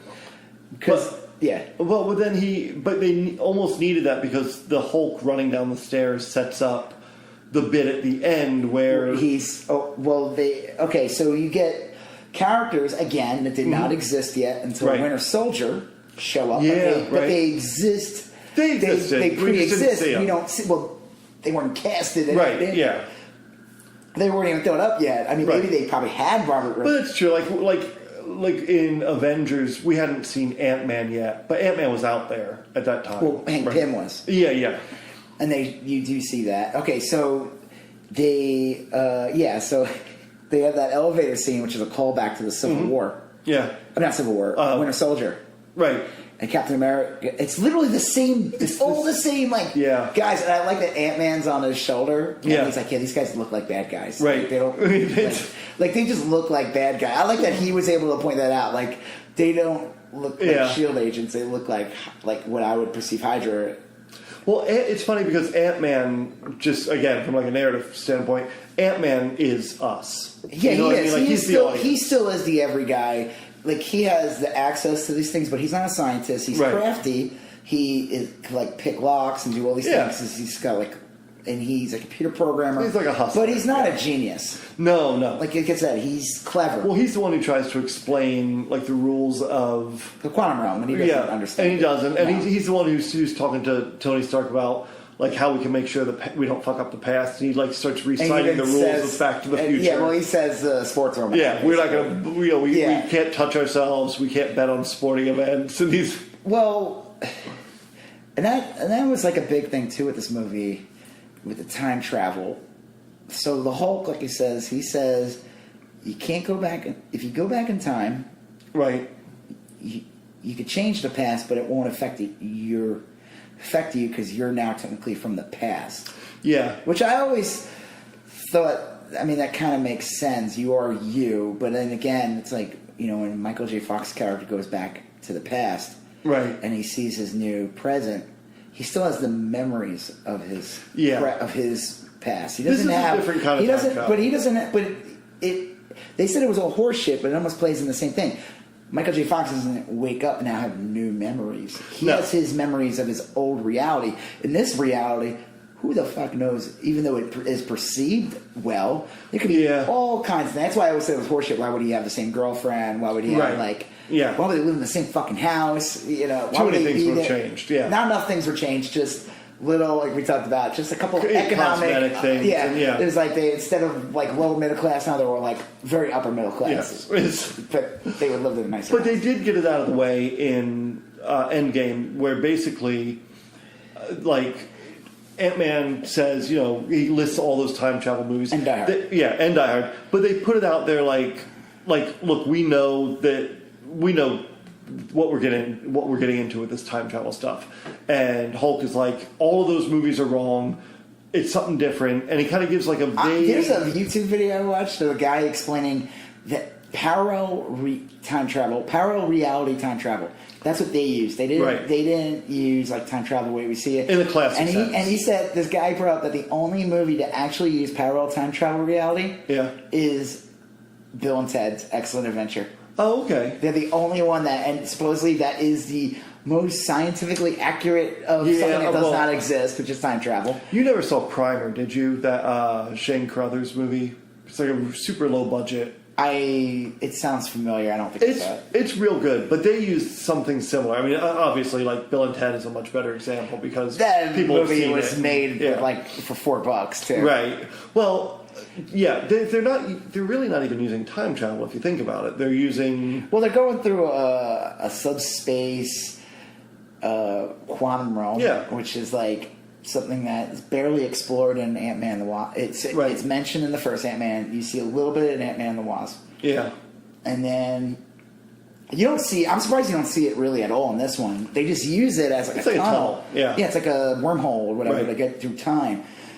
What is what do the Fantastic Four use? What is they don't use it, but they have different aspects. They have what called the negative zone. Negative zone. That's what I'm thinking of. Yeah, and they haven't mentioned negative zone yet. Right, because it's a different thing. It's All right, so where are we? The team is assembled. Well, they're going through time now, so they're all doing that. So and the thing is, I liked about this movie is just like every Marvel movie does, it sets up future stuff. Oh, absolutely. It does not set up. I don't see obvious movie setup, but I see all the TV series that they mentioned. Oh, yeah. The Disney shows. Loki's dead. Loki isn't dead now. No. Loki, through the interactions, so, like I said, you see the Robert Redford character.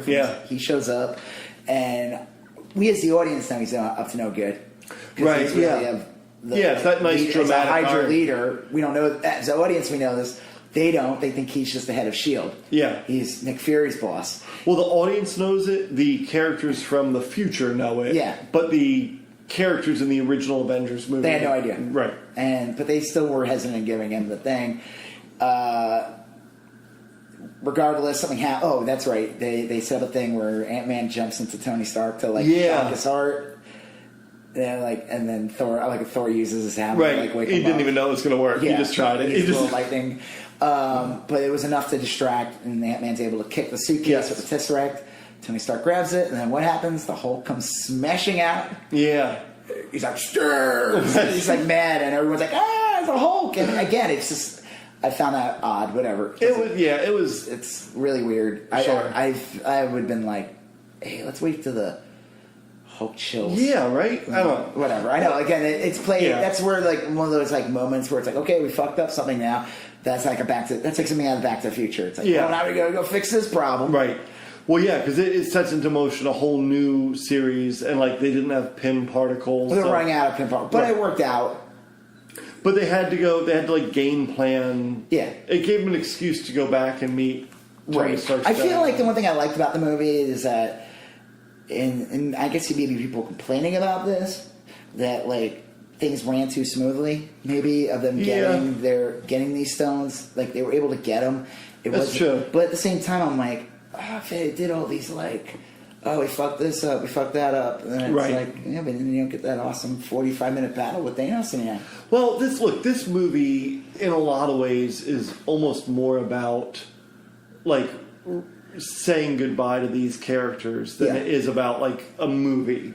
Like if you look, like Infinity War was kind of the movie, the real end movie. You know what I mean? I know it wasn't, but like Infinity War felt like, well, you felt like something that dread was coming. The stakes were raised. Yeah, you feel like it was an apocalypse movie, like Armageddon film. Right. And the first half of this one, Endgame, was real quiet and contemplative. And you're right, the battle with Thanos, I mean, like, we'd already seen that. We already saw that. Well, this battle is insane. Oh, yeah, the actual battle itself was just beautiful. I mean, that was 100% what I wanted to see on screen, and they delivered. So, just get real quick. Loki gets the Tesseract. Yep. He escapes with it. Yeah. So that, I guess that created a whole new reality. So Loki's now going into his own TV series. Right. But this is a Loki now. This is what's different though. This is a Loki now that is not post Thor Dark World. It's the Thor Ragnarok. It's the bad Loki. He's like the trickster Loki. He's the trickster. It's like almost like he learned nothing. He kind of evolves in those other movies. His character, he still is a trickster. He still cheats. And even in Thor Ragnarok, he cheats. He's the one who takes the Tesseract. He's the reason why freaking Thanos finds them. It's because, Right. But look, by Infinity War, even though he's not in it much, Loki has changed. He is a lot better with Thor, and he's... Right. He's and then he sacrifices himself and dies. He gets but you're killed. right. I hadn't thought of that. This is the Loki. Loki escape is basically still kind of evil Loki, or more selfish, or so the TV series is going to involve, like, when people see this, they're going to be like, "Whoa, this is not the Loki that you saw in those movies." And I wonder if they're going to acknowledge that. Same thing like happened when you saw this. So Thanos shows up back in the movie. Now, how does Thanos show back in the movie? Well, Thanos is dead. Right. Thanos is 2023, we would say that it's supposed to be now. Sure. He's dead, this Thanos. This Thanos does not exist anymore. Oh, no. I'm sorry. He's not 2023.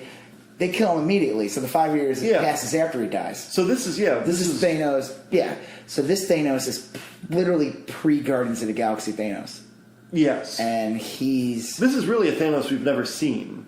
Like... You mean you got with any real depth? Yeah, with any real depth. No, you haven't seen this Thanos. This is Thanos. He doesn't have an Infinity Stone yet. He's still doing the going and killing people.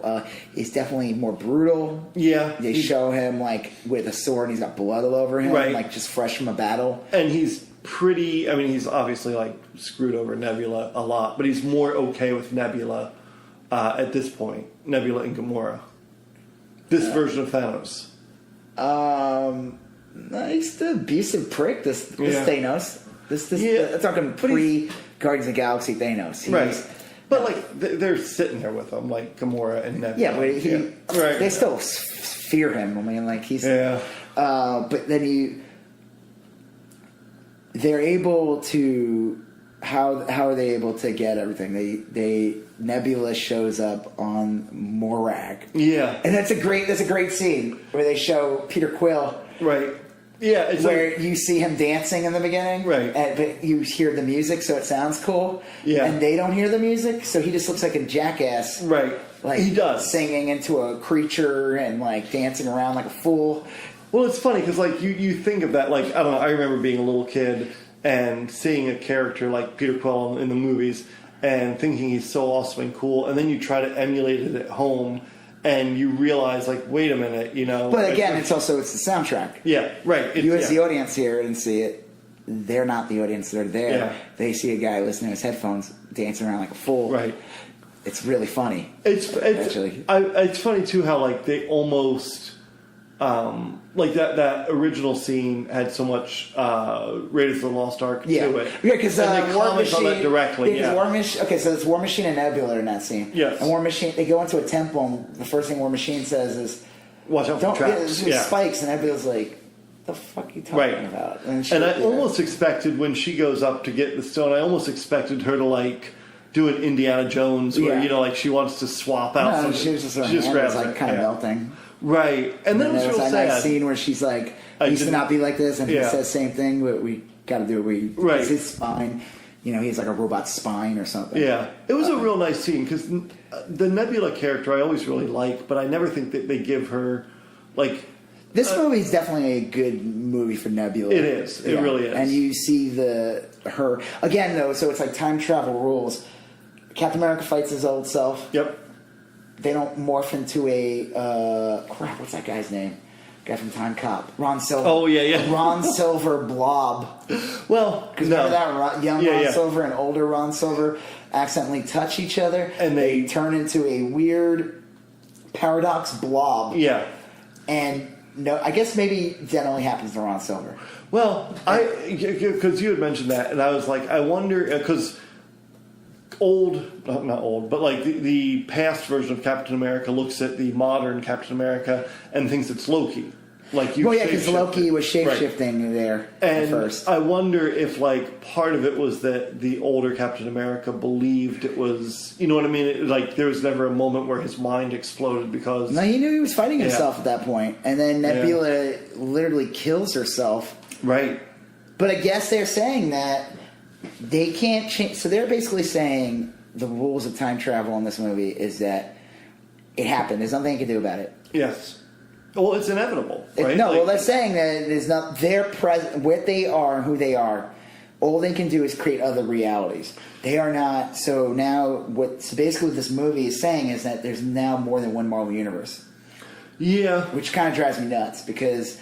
The one thing I like about the movies where they were so tight and so tightly woven, and they were so like that. Now they're gonna say there's like a Marvel. This is like the Star Trek thing. Yeah, there's a dark universe. You know what I mean? There's like, I don't think they'll do that. Well, they opened the door to that. They opened the door to that. They opened the door to all that. Because so here's a major problem too. Yeah. So Thanos is there. Right. Pre Infinity Gauntlet. Thanos with no Infinity Stones. Means no Infinity War. They fight Thanos. Yeah. They win. Tony Stark gets his hands on the gauntlet, says, "Right, I'm Iron Man," and then they all turn to dust. Well, that's kind of fucked up. Because it is. Thanos. That means Thanos doesn't exist. That means all the actions Thanos did, and then there's no there is no half the population. So what they're saying then is that this reality they're in now, all they can do with the snap was bring back the people that were snapped away. They can't bring back people that were actually killed unless they were snapped. I kind of like that they did that. It makes it like the Infinity Gauntlet in the comics was like anyone could wear it. Yeah, anyone can like. You could just have it and like be a god, and use them all. I like that they showed Nebula had it for a while. But she's the one that gets it, steals it. She's the one that reverses the snap in the comic, and she becomes like a whole evil thing. And then Thanos has to join them. And stop. And I thought that they were going to do that. I'm kind of glad they didn't do that. They did have some kind of Nebula story where she had to fight herself. Yeah, so that's kind of like her own thing, but. I was thinking that they might try to make Thanos a good guy in this one. I'm glad. Well, me too. I'm kind of glad they. Well, in theory they could have with the one at the farm who was like older and Thor cut his fucking head off, so you didn't get any information out of him. So this Thanos they're fighting is just pure evil. Yeah, much more. And we talked about this after we saw the movie. I said that there's some things that I like about this movie, like with time and everything, like with the rat. Jumping on it just shows how how anything could affect things, like gust in the wind. Yeah, butterfly effect. It's a butterfly effect. Yeah. A rat just walking around looking for food, accidentally hitting a button, has no awareness of anything. Probably not even aware that half his rat buddies disappeared. Yeah, right? Oh no, not Fernando. Ratatouille. And that rat Rizzo from the Muppets. Oh, yeah. And Yeah, Master Splinter and all my other favorite. Right. 7 or 8 rat friends. And Mickey Mouse. Oh, yeah. Who's my cousin. Well, okay, so yeah. Do you think that was Disney's way of trying to put that Disney saved the Marvel Universe? That the rat is Mickey? Well, no, absolutely. He's not. like, ha ha! What if they snuck out? Ha ha! That would be fun. He's like, ha, hey! Right, like the Emperor's laugh in the new Star Wars. Yeah, teaser, yeah. But it was ha ha, yeah, ha ha. No, I think there was a ton of meta moments in this. Like, obviously, they called out a bunch of time travel movies, and I think there was that was clearly a Raiders of the Lost Ark moment. Like, a lot of it was like. Well, the thing about this Thanos that I liked is that he's a Thanos that is going to obtain this. It's like, okay, so the Infinity War, it's fucked up because I hated when people were trying to make him out to be like a good guy. Right, yeah. And he's the villain. It's like, no. He's clearly he's killing like half the fucking universe yourself. No way you can read it sociopath, otherwise. Yeah. But you see his character grow. You see him, and I guess he loved Gamora, whatever, Sure. but it showed that he, mentally, that fucked him up. Yeah. And, but he was a man on a mission. Yep. He went on a quest to get those stones. This Thanos doesn't have to go on a quest. And he's like, he doesn't learn, he doesn't gain any, like, he doesn't have any teachable moments, even though, none. Again, I know this is ridiculous because he's a bad guy in the other one too, but there's still a process, there's still teachable moments. Oh, yeah. Even evolving his craziness. Well, this Thanos just straight up like, well, I guess it didn't work, I'm just going to wipe it all out. Right. Oh, yeah. Yeah. No, you're right. He did go. We talked about this before. The Thanos that we had seen previously had a logic and a rationale, and had a decent number of moments of kindness. Like they were maniacal and psychopathic. Yeah. But he loved Gamora. Right before he chucked her off a cliff, and he had I love you. Right. But I got Soul Stone. Okay, cool. But the Thanos we see here is just like genocidically bad. And he sees it. He sees his future self getting his head cut off because he has access to the neural network of Nebula. Current Nebula, right. Because they have pre or 2014 Nebula. That made like a weird amount of sense. That's the kind of thing that should bother me, but it didn't. They shared a neural network. Yeah, right. Well, it'd be like Wi-Fi. Like, if like you turn on AirDrop, or cloud, if somebody downloads something on your phone and you're on the same cloud, you're gonna, like when my wife downloads an app for my son, all of a sudden I got fucking some weird app I want to get rid of immediately on my phone. Yeah, so, we have.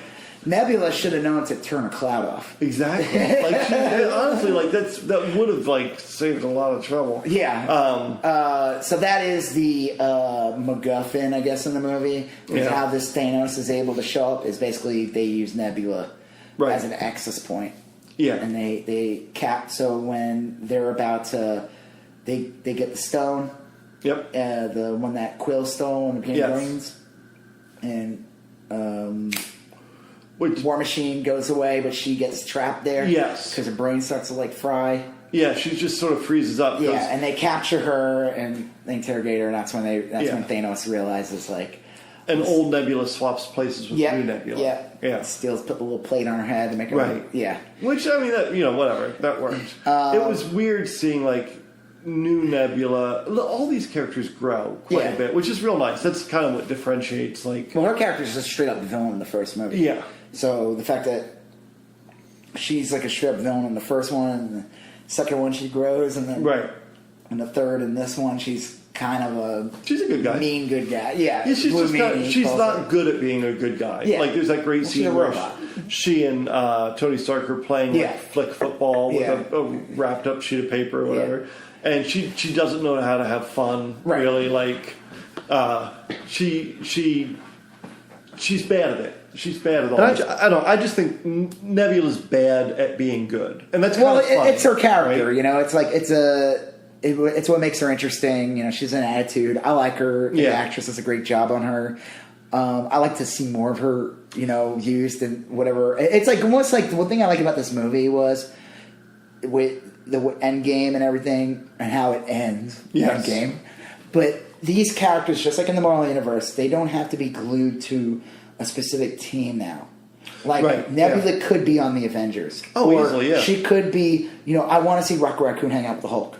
And hang out in the back of a pickup truck more often. That would be... With the King's playing in the background. Yes. I would just watch that movie. I would. And then, like, they just travel to, like, Norway. Or I think it would be like a modern-day retelling of BJ and the Bear. Yeah. Where they get a semi-truck.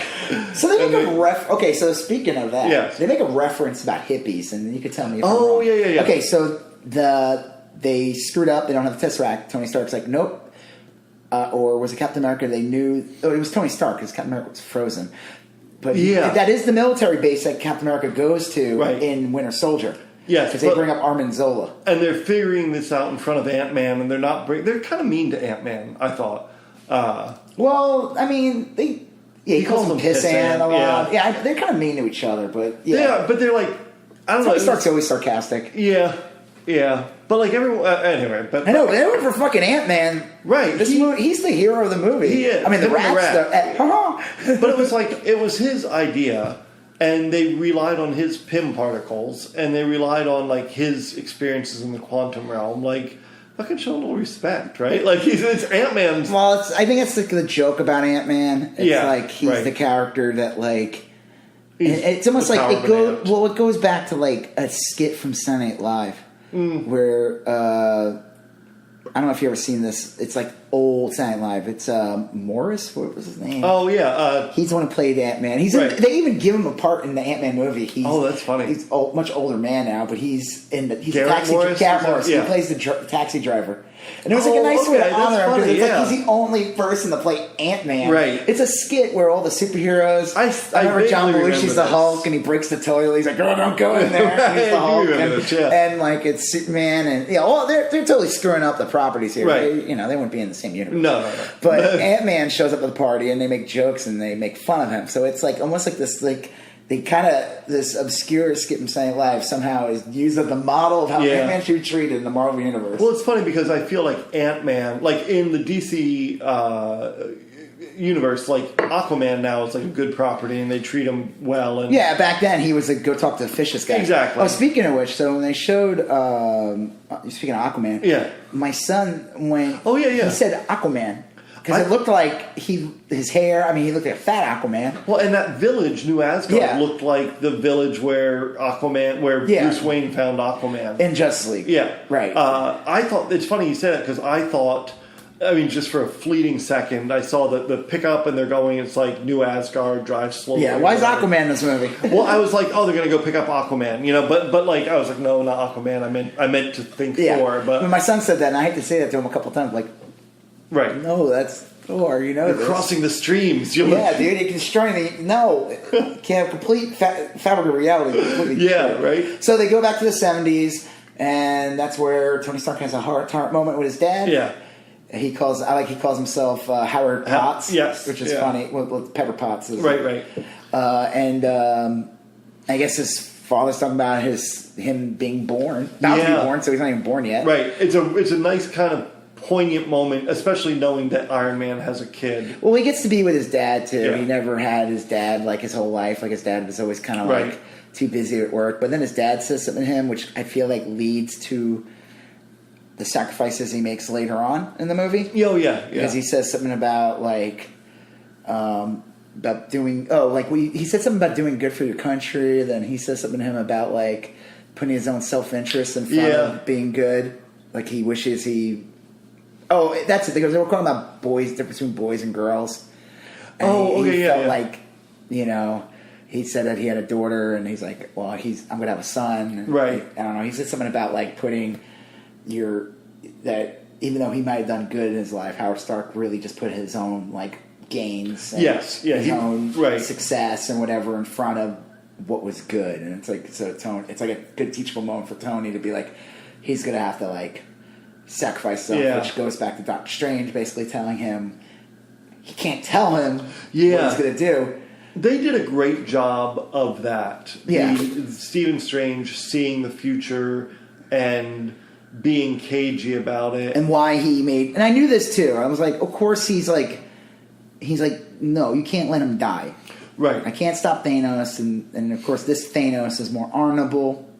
Yes. He is. It's almost like... And that's what I like about this Thanos in this movie, where he is... Like, he ends up turning into more just like a cartoonish villain. Because it shows, like... And it's almost like how... Even any person would be like, if you were to like work your way up to a company, and I brought this up there if we saw the movie, and I said like, and then someone's like, I'm gonna make you the president of the company now. Right. You haven't learned anything. You're gonna be a horrible. You're gonna be like the worst president. Like it's like whenever you work at a company and somebody like makes Trump thing. Yeah. I mean, I guess, but I'm not even thinking about that. I'm just thinking like if like you took somebody who was like 25. And like you just made them like a super higher up. Well, this kid, I'm sorry, this kid's gonna fuck everything up because he knows nothing. Right, like, it's a perfect argument against he may be smart. He might know like not even that. It's just I think it's just like again, this Thanos hasn't learned anything. No, and he hasn't earned it. So he's like more aggressive. And he doesn't think he's not thinking things through. I loved his weapon. It was a great It was almost like a double... Well, it was like Darth Maulish. It was Darth Maulish. And he twirled it around like a helicopter. Do you know the Thanos helicopter reference? No. So, back in the day, there's a Hostess fruit pie ad. Oh, jeez. Where Daredevil fights Thanos. It's the most bizarre... You can find this online. It's in the 70s. And people were making jokes saying that the Thanos helicopter was going to be in the movie. Oh. So, and it's like he has like a rotor blade of a helicopter. Okay. And he twirls them around. So in a way, the Thanos fruit pie helicopter made it into the movies. Why is Thanos so powerful? He's he's a Titan. Right. So they don't really... The thing is, they don't get into the Titans like they do in the comics. So, and this is why he's really like a ripoff of Darkseid. Yes. Yeah. Darkseid, Jack Kirby universe... when he left Marvel, he went to DC, and they gave him he created this whole universe where he created a character called Darkseid, Orion, and all. They called them the New Gods, and so it's almost like Darkseid's a god. Yes, and then you have like the Odin type character who was like on the good side, right? And they were the good characters, and then supposedly they're always at war with each other, but they make like a truce, and they do this thing where they exchange their sons, and Orion is actually really Darkseid's son. And he looks like a normal human, but he really has. I love the Kirby teeth. I call it like Jack Kirby always drew these like fucked up teeth and like villains, like to show his true face. Right. Because he really was actually a bad guy, but he was raised to be good. And Mr. Miracle was a character who's really the true son, and he has to escape. Oh, right. He could escape anything. It's almost like he's like an Ant-Man character. Gotcha. And DC ever gets to do this right and does it. It could be a really cool movie. Unfortunately, there's going to be parallels to Thanos. Yeah. Because they are similar. But this Thanos does not have... He comes from a planet called Titan. Right. There's all these other characters that are not... There's a character called, I think, Star Fox. Okay. Who was an Avenger for a while. He has like... His name was like Eros or something. He's a character that would not survive today, and especially in the Me Too movement. Because he like basically... gets women to do whatever he wants. He gets anybody to do whatever he wants, but they would play him as like an oversexed character. Nice. And it would not play well. It was always played for laughs, but... So there's all these characters that are not in... So the Thanos, when you said why he's so powerful, because he is really like a new god. He's part of the Titans. They don't really explain that in these movies. They don't really explain what the Titans are. All you know is Thanos is a big giant monster man. Who's super powerful. They say it in the Guardians of the Galaxy movies when they talk about the stones. They even say Thanos. It's kind of weird. They allude that Thanos, I guess, has made it evident he's been trying to find the stones. Yeah, it's like an open secret. Yeah, like it's like on the news. Everybody's like, Thanos is trying to get those stones. Today in San Antonio. San Antonio. Or whatever, some space San Antonio. Tokolos. Well... he's the only one who can handle holding a stone. Yeah. And that's why, it fucks him up, but But he can do it. He can survive a snap, but clearly he can only survive one. Yeah. The second one almost killed him. So, he's just, there's more to the history of those characters and what they are and what they represent. They don't really do a good job in the movies explaining what they are, but that's fine. You don't really need to know. They establish it pretty quickly that he's very strong and he's very smart. And he's very crazy. He takes on the Hulk. He beats the shit out of him. It's a great moment. I remember wanting to see that. I want to see the Hulk fight Thanos. I think it's gonna be awesome. I gotta say that to the end of the movie. What do they do? First thing they put on Infinity War. Scene, yeah. But that's kind of like how this movie was too, where Hulk fights Thanos, gets his ass handed to him, and it's immediate. It's like the first 5 minutes of the movie. What happens in the first 5 minutes of this movie? They go to Thanos, they kill him immediately. Right. It changes the course of the movie. It's the same thing, but in reverse. Yeah, but you didn't see it coming, and you're like, oh shit, the stakes are different. Yeah, this different kind of stake. Yeah. Oh yeah, let me jump back to that because you saw that nice thing where Tony Stark met his father. Yeah. And you see Steve Rogers get a glimpse of Haley, Peggy Carter. Peggy Carter. Is it Peggy Carter? Yeah, because it's Agent Carter. Yeah. So he Haley Atwell. Right. He sees her, but his eyes are on the he's going to keep to the mission. He also grabs some Pym particles, and you see a young Hank Pym, even younger. I thought that was some really good age effects. That was, yeah. And then you also see a younger Stan Lee. That scene's kind of funny. I didn't like that. That's his last moment. Was that supposedly, that's supposedly the last one? Is that that was legitimate? Because when I saw, I'm wondering if that was even him. It was weird because that's what he looked like back then. Yeah. Oh yeah. He was kind of not a hippie, but but he looked like that. Right. He has his hairline has an odd story. Yeah. People always wondered, did he get plugs? Right. Because if you look at Stan Lee in the 1960s, before he becomes the Stan Lee character, with the mustache and the glasses, this is just Stan Lee as a person. Yeah. He had a very receding hairline. Wasn't like he could have worn a toupee. Excelsior. No, he didn't because it got faded back as he got older again. It's really bizarre. He's got Joe Biden disease. Yeah, it's the hair plugs. They just receded too, I guess. I thought because when I saw him, you see kind of a hot rod car driving down the road, and he says "Make love, not war" or something. Yeah, and it says "Enough said." I think Captain Marvel does a better send off for him with him looking at the script. Yes, Mallrats. It's it makes it sweeter. It makes it you mean that's his first moment? Captain Marvel. Yeah, the Captain Marvel movie when you see Stan Lee in that one. I thought that was a better goodbye for him because it was almost like a. Well, it's because it's Stan Lee. And also because I think it might have been Stan Lee too. They did. I don't know. You're right. I don't know how they did it, but. When he's on the train and he's looking at the script from Mallrats, it's almost it's funny too because that's his first real movie appearance. Mm-hmm. Even though he's in the Trial of the Incredible Hulk, he's in the jury. Oh, but that's not a movie; that's a TV movie. Yeah. Okay. Well, he became.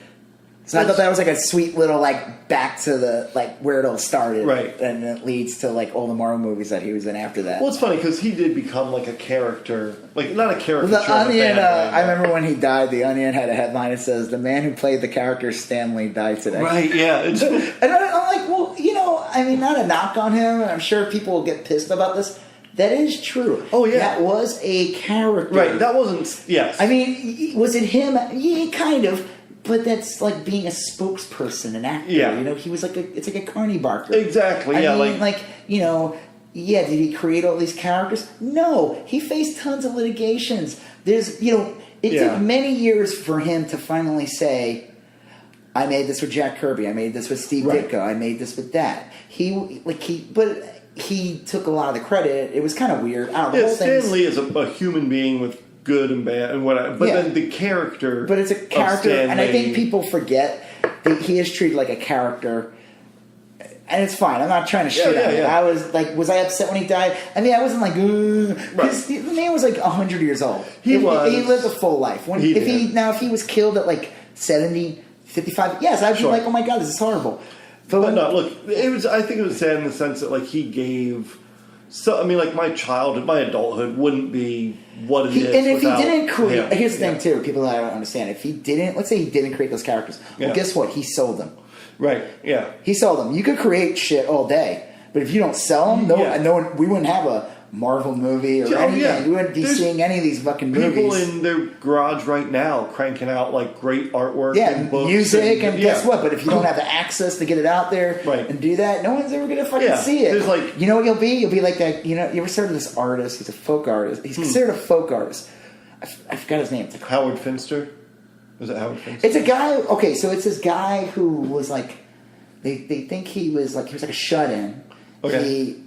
They think he was kind of slow a little bit. He died. He was alone, and then like his landlord found archives and insane documents and like insane drawings. This crazy like Lord of the Rings type fantasy novel.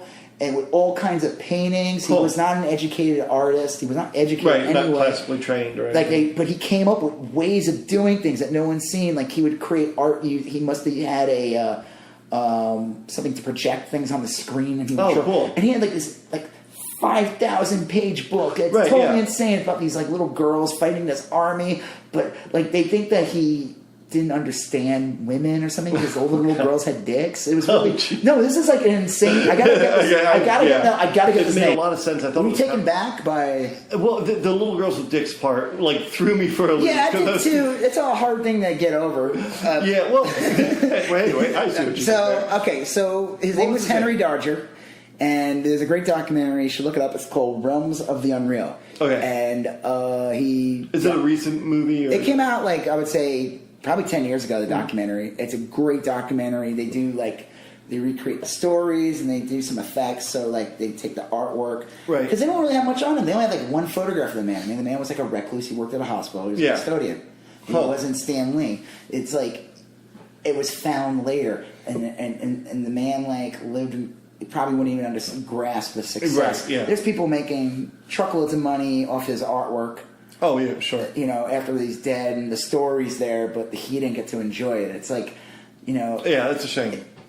So, and I mean, I know I'm like moving on tangent, but I'm saying like that's what happens. So you could shit on Stan Lee, and I know because I've seen artists like that were shitting on him after he died, and then some who were like I think sainting, like making him into a saint, and it's like, oh, calm the fuck down, both of you. Yeah. But you know. In the end of the day, did he write Spider-Man? Did he do this? He had a thing called the Marvel method, where the artists talk about this, like Jack Kirby would talk shit about it, and they would say basically like we basically created the characters, and then they would come in, he would come in and write it after. Yeah. So they call it the Marvel method. I remember as a kid, I was like, oh, that's kind of cool. But then I thought about like older as like a pencil. I would have been like. Fuck, I wrote this shit. It is. It's almost like the Hardy Boys books back in the day, where it was basically like. They were all written by different authors, but like one company just sort of farmed them out. They do that with a lot of book series where you're writing it, but the name is above it. Like R.L. Stein's Goosebumps. And we know a person who wrote some Goosebumps things, but it's not R.L. Stein. But R.L. Stein's name sells it. Right, yeah. You know? So, I mean, whatever. Yeah, it was a cool way to see Stan Lee. I didn't think that was like the best send-off movie. I think Captain Marvel does a better job at the send-off. But let's go back now to how, they get the pin particles. Yes. And Captain America sees what could have been. Yep. Because he's still on ice at this time. It's 1970. Yes, right. You see a couple of little things. So what I was saying earlier, there's a woman from the from the TV show Community. She's the woman in the elevator. Oh, yeah, yeah. And then when they're leaving, she's talking to like the guards or something. She's like, I can tell when somebody... right. He had the hippie beard. Right. It's Tony Stark. I mean, his beard is a beatnik's beard. Oh, yeah, it is. And Captain America, I mean, he just looked like a soldier. But, right, all American. But they made a reference, and I think you're a little better at the music thing. They said it was two different bands, and they said, what kind? Oh. And I swore one of them was the Bee Gees, and I'm like, were they active in 1970? Were they relevant? Yeah. I think so. Was it the Bee Gees, though? I thought she said Bee Gees. Yeah. And I was like... Well, the Bee Gees like late 70s? Were they like always around or something? They started out as like a more... I'm not going to swear to any of this, but I know that their catalog is pretty deep. Does it go before the 70s? I wouldn't be surprised if it was even late 60s. Okay. Yeah. I mean, I know it's a stupid reference, but usually like I feel like when these guys, they put so much attention to detail that it's not like that shitty movie Pixels where like it takes place in the 80s, but we're going to put references that are post 83 because we're dumb. We don't give a fuck, you know? Yeah, it's just lazy. Yeah. No, but I don't think these people are lazy, so no, I give them a little more credit to, like, not just... I don't know that it was Bee Gees. It's on the tip of my tongue. But it was like... Forge or something? Well, it was funny because he gave two bands, and one was like a druggy band, and the other one was kind of like possibly like a normal American band. Yeah. That was a funny scene. All right, so they get the Tesseract. Yep. They go back home. But again, that Tesseract is... That previous Tesseract from 2012 is taken, so you already have a massive paradox right there. Yeah. I mean, a lot of this... There's a lot of holes in the movie. Because in the end of the film, after everything's done, Captain America, they're like, Hulk's like, listen, you got to go back and put everything where you found him. You're going to go on this adventure. Well... And, yeah. Oh, I was just going to say, like, that... Are you talking about the end of the movie? Yeah, the very end, when everything's all said and done, and Captain America goes on his, like, last mission. He just goes out and does it. Like, it's no big deal. Like, and he does it... Well, he also has the hammer. Yeah. Now, you explained this to me already, but I still don't understand. Okay, so Thor... Where's the hammer? So the hammer was destroyed in Ragnarok, but Thor grabs the hammer when they go to the dark... When they go to Thor 2013 Asgard. He holds out his hand. He talks to his mom. His mom gives him some nice moments. Yes. Someone made a joke and said that actress had more lines in Endgame than she had in both Thor movies. I would believe it. That they gave her... Who was that? Was that Renee Russo? Yeah. They gave her... That she had a more poignant scene. Yeah. It was a nice little scene. Yeah, it was. Yeah. And... he calls a hammer and grabs it. He's like, I'm still worthy, so that made him feel good. Right. He's talking to his mom. He's taking the hammer out of time now, though. Yes. And, right, yes. And, but again, they plan on bringing everything back, supposedly. Okay, so go ahead. No, it says, so so that was the other mission, and that's where the Rocket Raccoon gets the ether, the reality stone. Yep. And then someone calls him a rabbit. Yes. Which, again, I said, I guess on Asgard... They're things are called rabbits. Different, and monkeys are called like birds or something. Yeah, right? Yeah. But like, so Captain America, in the end of the movie, he goes back in time.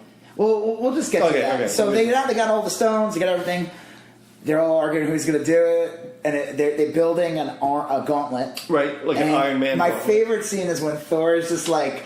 The way he walks, and he's just like, well... Yeah. And his little fat stomach, and he's just like... And he with his gloves, his like fingerless gloves that he's wearing, just makes him look like a hobo. Yeah. I mean, it's really funny. And they're like, no, you're not doing it. You're not.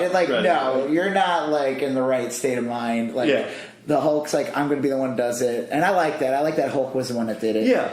Theoretically, he could handle it. I mean, Yeah, I mean, the gamma and everything. But it fucks him up. Oh, yeah. It permanently fucks him up. I mean, almost like the way they set it up, because Hulk would heal quick. Like, if he got hurt, he would heal in like in a minute. Well, so I'm like, is he permanently damaged? I could see him going into like a gamma booth or whatever and fixing. I mean, like they'll fix that. That's gamma booth time. He's not going to be all like Hellboy with like a giant stone hand. Oh god, that'd be horrible. You know, I mean, they'll fix that. Gimpy arm. Yeah, right. A little sling. Yeah. Hold on, I'm gonna get you. Hulk's gonna get you. So the Hulk. Well, the Hulk snaps it. Yep. And you hear more birds, and then the phone rings, and it's Hawkeye's wife. But what happens immediately? Evil Nebula snuck on, and then Thanos comes down. The and that's ship when comes the big fucking battle starts. Mm-hmm. The big old battle. Yes. They rain hellfire on the... And man, it does not disappoint. The movie at that moment picks up. Well, it becomes a massive CGI fest at that point. Yes. Who cares? It's wonderful. Oh, it's great. It's so... And they destroy the Avengers Mansion. That warship that Thanos has is just like...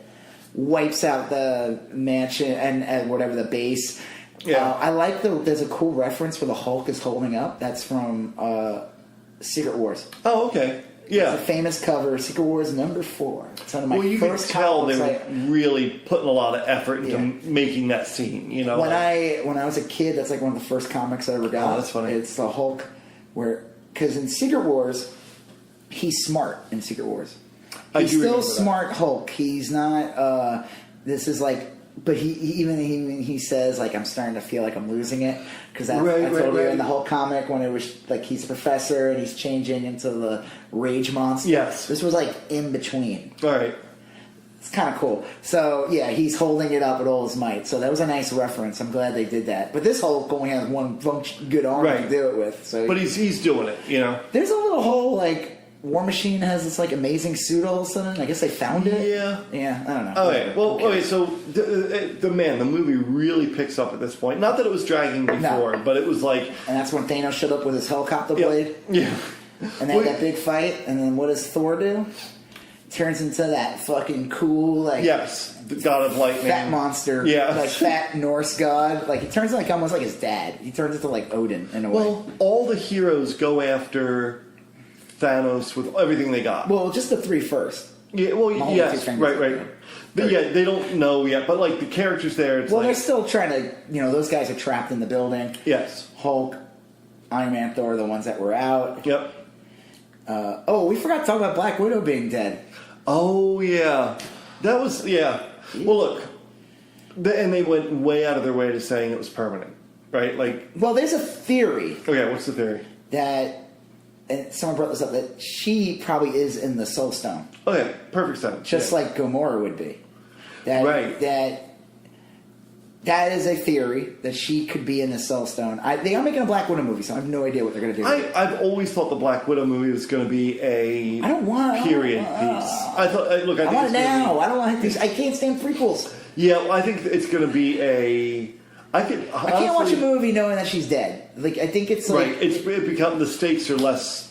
You already know what happened to her, right? That's why. Yeah, in a lot of ways, that's why. The one thing I didn't like about Captain Marvel was when the ship came in the end and they like attacked the Earth, and then Captain Marvel's like destroys it, and then Ronan's just like, well, we'll come back later, or something. And I was just like, like that didn't happen, like. I hate when they do stuff in the past. Stuff happens in the past. Sure, but the stakes are so lower. Because you already know what's going to happen. Yeah. So it makes it harder for, like, something drastic to happen. It's like watching the prequels of Star Wars. Exactly. You knew Obi-Wan wasn't going to die. Right. Yeah. You knew what's going to be Darth Vader, so it was like... There was very little... You had very little tension. That was it. It was very little tension. I mean, it could have been if they wrote it better. Yeah. We'll save that for a different podcast. Yes. But the Black Widow movie, I always thought it was going to be a 70s spy James Bond. I hope not. I'm hoping that maybe they do a lot of flashbacks to things. Put her in the Soul Stone and get her out. That's a great movie. You know? Be like, Ant-Man's like, hey, I got an idea. Well, let's go into the Soul Stone and get her. I could see a Black Widow Hawkeye movie, or a Black Widow Winter Soldier movie, or how about a Black Widow Rocket Raccoon movie? I'm not even kidding. Because like I said, that's what I liked about Endgame, was it showed that any of these characters interact with the universes. So Thor going off with the Guardians, but you already kind of got acclimated that with how Ragnarok was, so he could easily exist in that world. I love Guardians of the Galaxy, and I love Thor. I don't know. I think putting Thor in a new Guardians of the Galaxy, I think you basically have two Peter Quills or two Thors. Well, they even make a joke about that. Yeah, because he's like we all know he's like captain. But he's like patronizing him, and he calls him Quail. But Quill. But they're not the same character. I don't. No, they're not. But I don't know. We'll see what happens. Yeah. So so that was another. We forgot to talk about that. Hawkeye and Black Widow fight each other because Hawkeye's like, tell my family I love them. He wants to kill himself. Yes. She stops him, and then they're hanging, and then she drops. She beats Hawkeye essentially. But what if because the drop wasn't as high, and she was just like, right. Kill me. Yeah. Kill me. This isn't going to work. Well, the Red Skull came back as the Keeper of the Soul Stone. Yeah, he's in this one too. But this is pre-now. Thanos going there. But he knows everything. He knows their names. Well, if you're there, he's outside of he's like literally is like an NPC character. Visually though, it's so awesome. I kind of want to see. I almost want to see now Captain America's event. Like if they ever wanted to make another Captain America movie, I would almost want to see him Return of the Stones. And that would be a great movie. Because then he would confront the Red Skull again, and that could be like a good little moment. And I don't know, or maybe they make a graphic novel or something. I kind of just want to read that adventure. That would be good. It's almost like a fun little then where he decides I'm going to go stay with her. Right, that or moment. Maybe he goes to her, and it's like how does he stay out of time? How does he not? That he goes back and returns things, but maybe he does it in different times, and I don't know, whatever. He takes a break, and who the fuck knows? That makes no sense. Well, they say in the end, when the Hulk's it'll be 5 seconds at us, but he has all the time he wants. Right. And then you see the old sitting on a bench that we thought was Clint Eastwood for a second. Thank God it was not him. It was just I was waiting for a little feather to come floating by. And the old Captain America on the bench to be Forrest Gump? Right. Wait, so we lied to you guys. We're talking about Forrest Gump. This is the Forrest Gump episode. This is the Forrest Gump episode. That was cool. Life is like a box of Infinity Stones. But you never know what you're going to get. Because he returned the hammer. Okay, so there we go. So they're fighting. Yeah. They're fighting Thanos. Thor's got the Stormbreaker and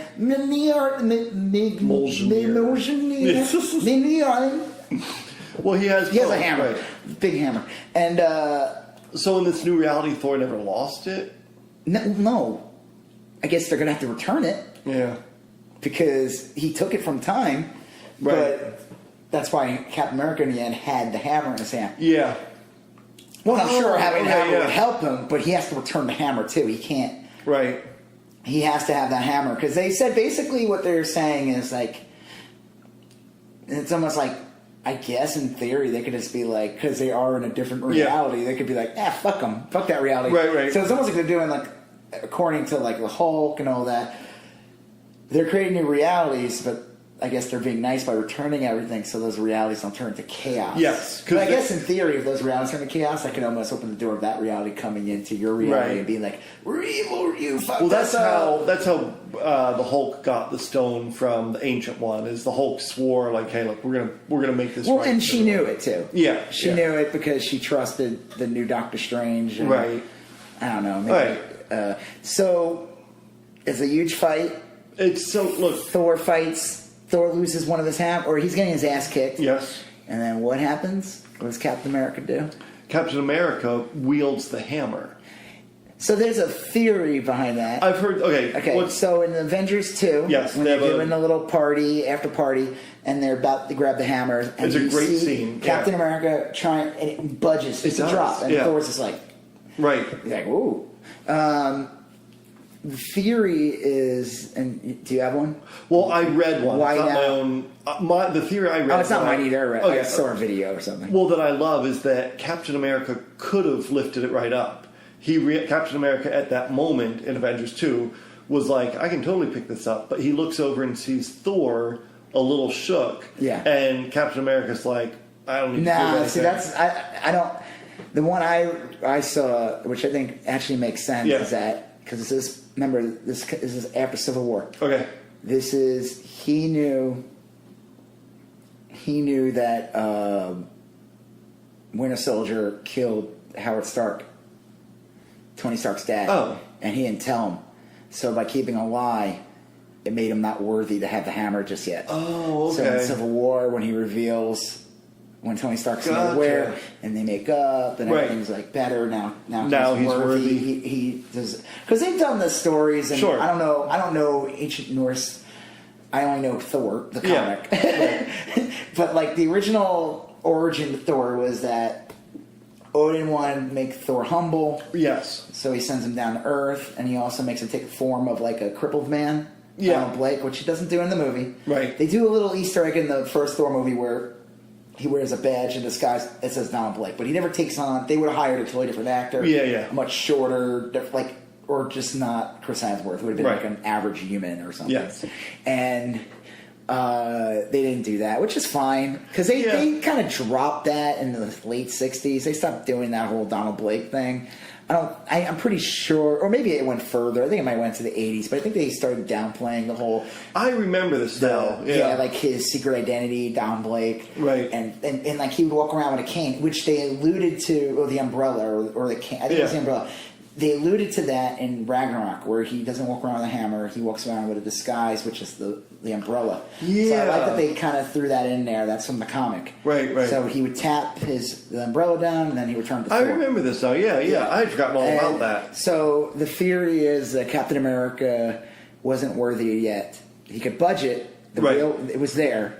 So that's why he was able to grab it with ease in this movie. And because he was, and Thor was so happy to see like his friend Steve Rogers. Well, I think, and this is a different Thor. I think that Thor. That Thor in 2000 in the Avengers 2. If he picked it up, he would have been like, "Hey!" Yeah, well, probably start crying. And that was this theory I read. This Thor, I think also. Yeah, this one he was happy. Right. That's part of the theory I read on Twitter is that like back in Avengers 2, Thor wasn't ready to handle another person also being worthy. But this his ego, Thor, this Thor is more broken down. He's happy to his friend who's like, but what a great scene! Captain America picks up the hammer. Yep, and then he fights Thanos, and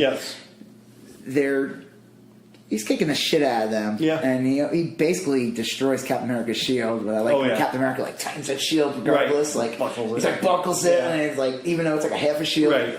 And then he sends in the troops, and there's an amazing scene which I feel like something almost like out of Game of Thrones, where you see and it's an amazing visual. It's almost like a painting where you see Captain America by himself. Right. On the edge, and he's like a tiny guy. Tiny guy, and you see the ship. And all these monsters, like all of a sudden now, the orcs, the trolls from Lord of the Rings, 5 armies or so. Yeah, Lord of the Rings trolls start coming down. I'm like, where the fuck were those things? Yeah, right. Infinity War. They're like, we killed those, and we didn't have them. They were like, they're too big to bring around. Right. We didn't want to. But they saved them for. It was a very Lord of the Ringsy type. Well, it's just him by himself because Tony Stark's kind of taken out and Thor's beaten up. So it's it's like. But then all of a sudden you hear the little fizzing noise. Yeah.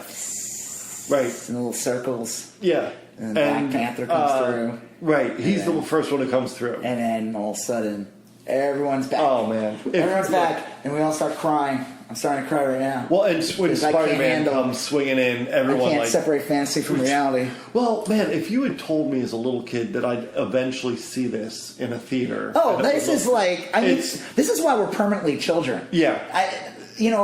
These things didn't exist when I was a kid. No. We had the comics. We had some shitty cartoons. Yep. The movies. I mean, even like the best superhero movie I think you had back then was Superman 1 and 2. Oh yeah, those were solid. And then the Batman movie. But the Batman movie, you were already older. Yep. I was already like in junior high at that point.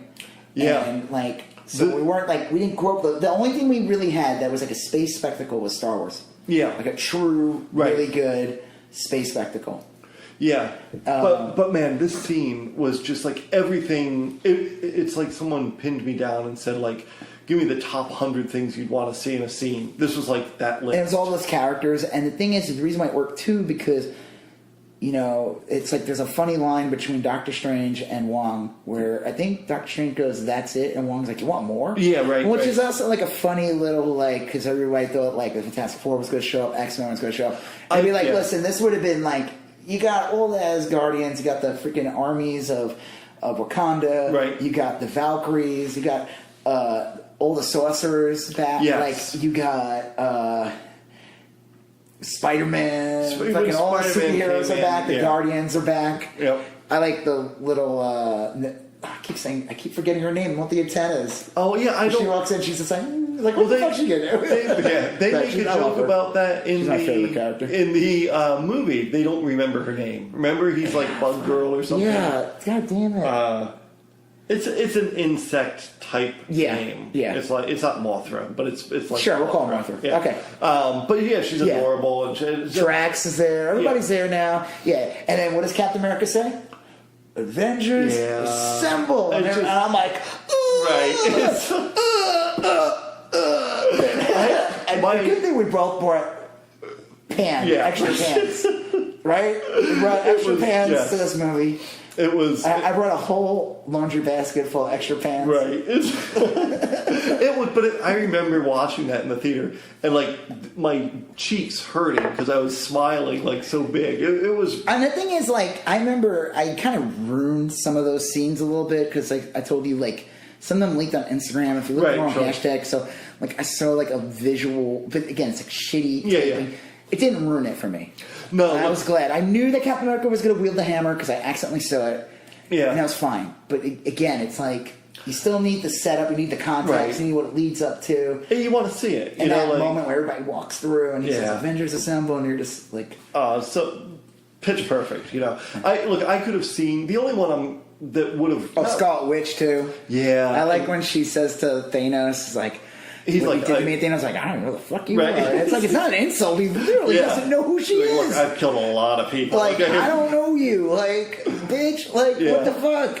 That was, But she rips him apart, and... Well, yeah. And then he's like, I love it. He's just like, he's in his ass kicked now, so he's just like, shoot everything, and that one guy is like, right, rain. Well, what about us? Yeah, and he's like, I don't give a fuck, just rain fire. Well, this is also the worst version of Thanos, which makes sense. He's like, well, he's also losing. Yeah, it's like he's never faced this. He's never faced this, so it's like either he's not going to win, so this is the only way. Yeah. And obviously, they even say they don't value those like creatures. They're like mindless. Sentient. Yeah. They're mindless monsters. They're like they got blood to spare. That's what they say in Infinity War. So they're shooting the guns down on the planet. Yeah, and you see, they're opening up the portals. Where are they sending those?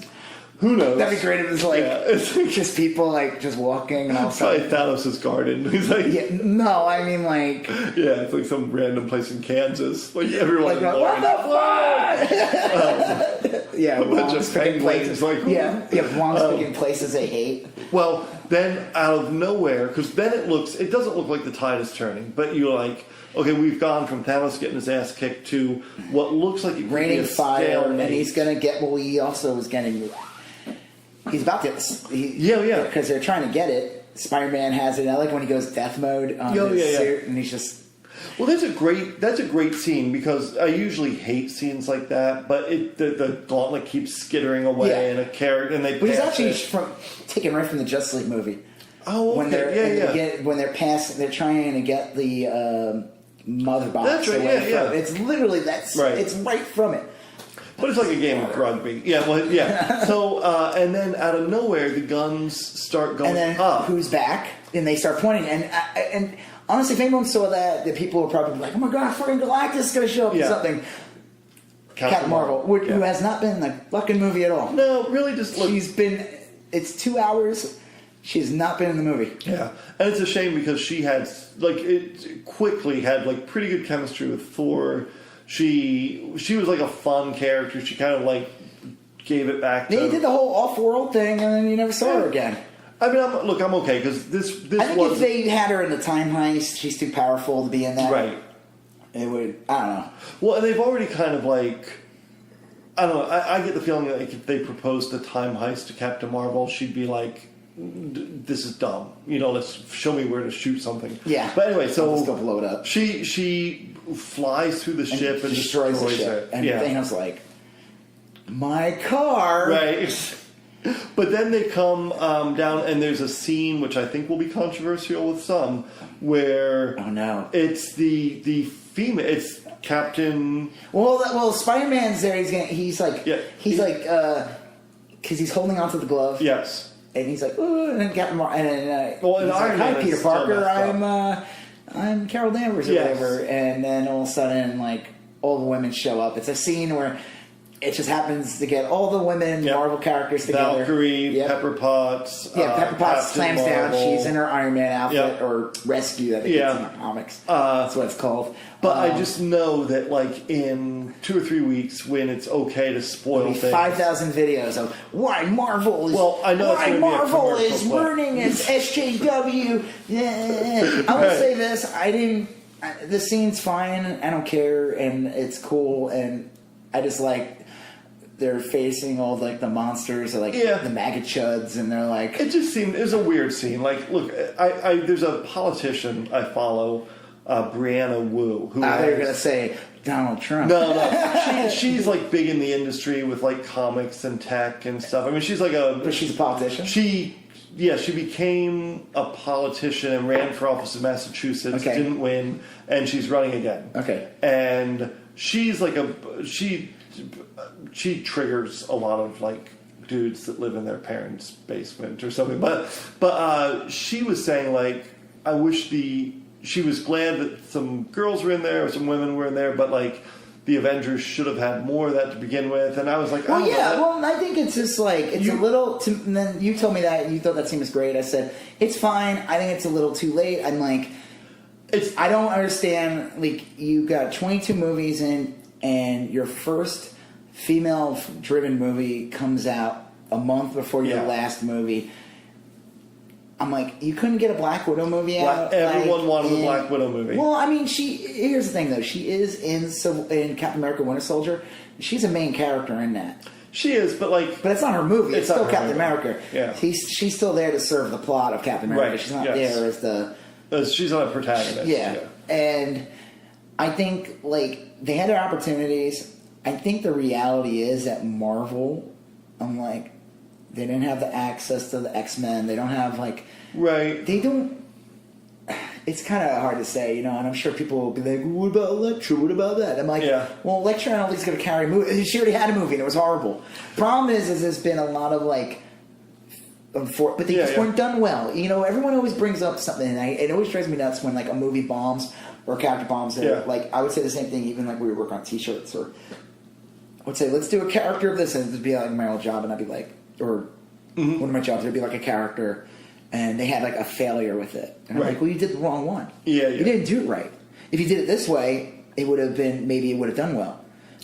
I think any property or anything, you can't use the shitty Catwoman movie as an excuse, or the Elektra movie to not make, or Barbed Wire. These are bad movies. They're not good movies. If you get good people to make a movie, it doesn't matter. It could be Shit Man and Poo Boy. I mean, it literally could. Black Panther was not a A-level property. None of them were. Iron Man was not A-level. Iron Man was a C to B list character. I mean, they in the 90s they had to hire the Image guys back to re-energize Iron Man, Avengers, Fantastic Four, because they were going out of business, and they paid these guys millions of dollars to get top listings. I mean, the fact, but I still think it's a blessing that the Marvel movies, and it proved again, they didn't. That I'm glad they didn't have access to X-Men and Spider-Man in the beginning. They had to they were forced to use Iron Man, Captain America, and Thor, because if they had the access to the toys, the big ones,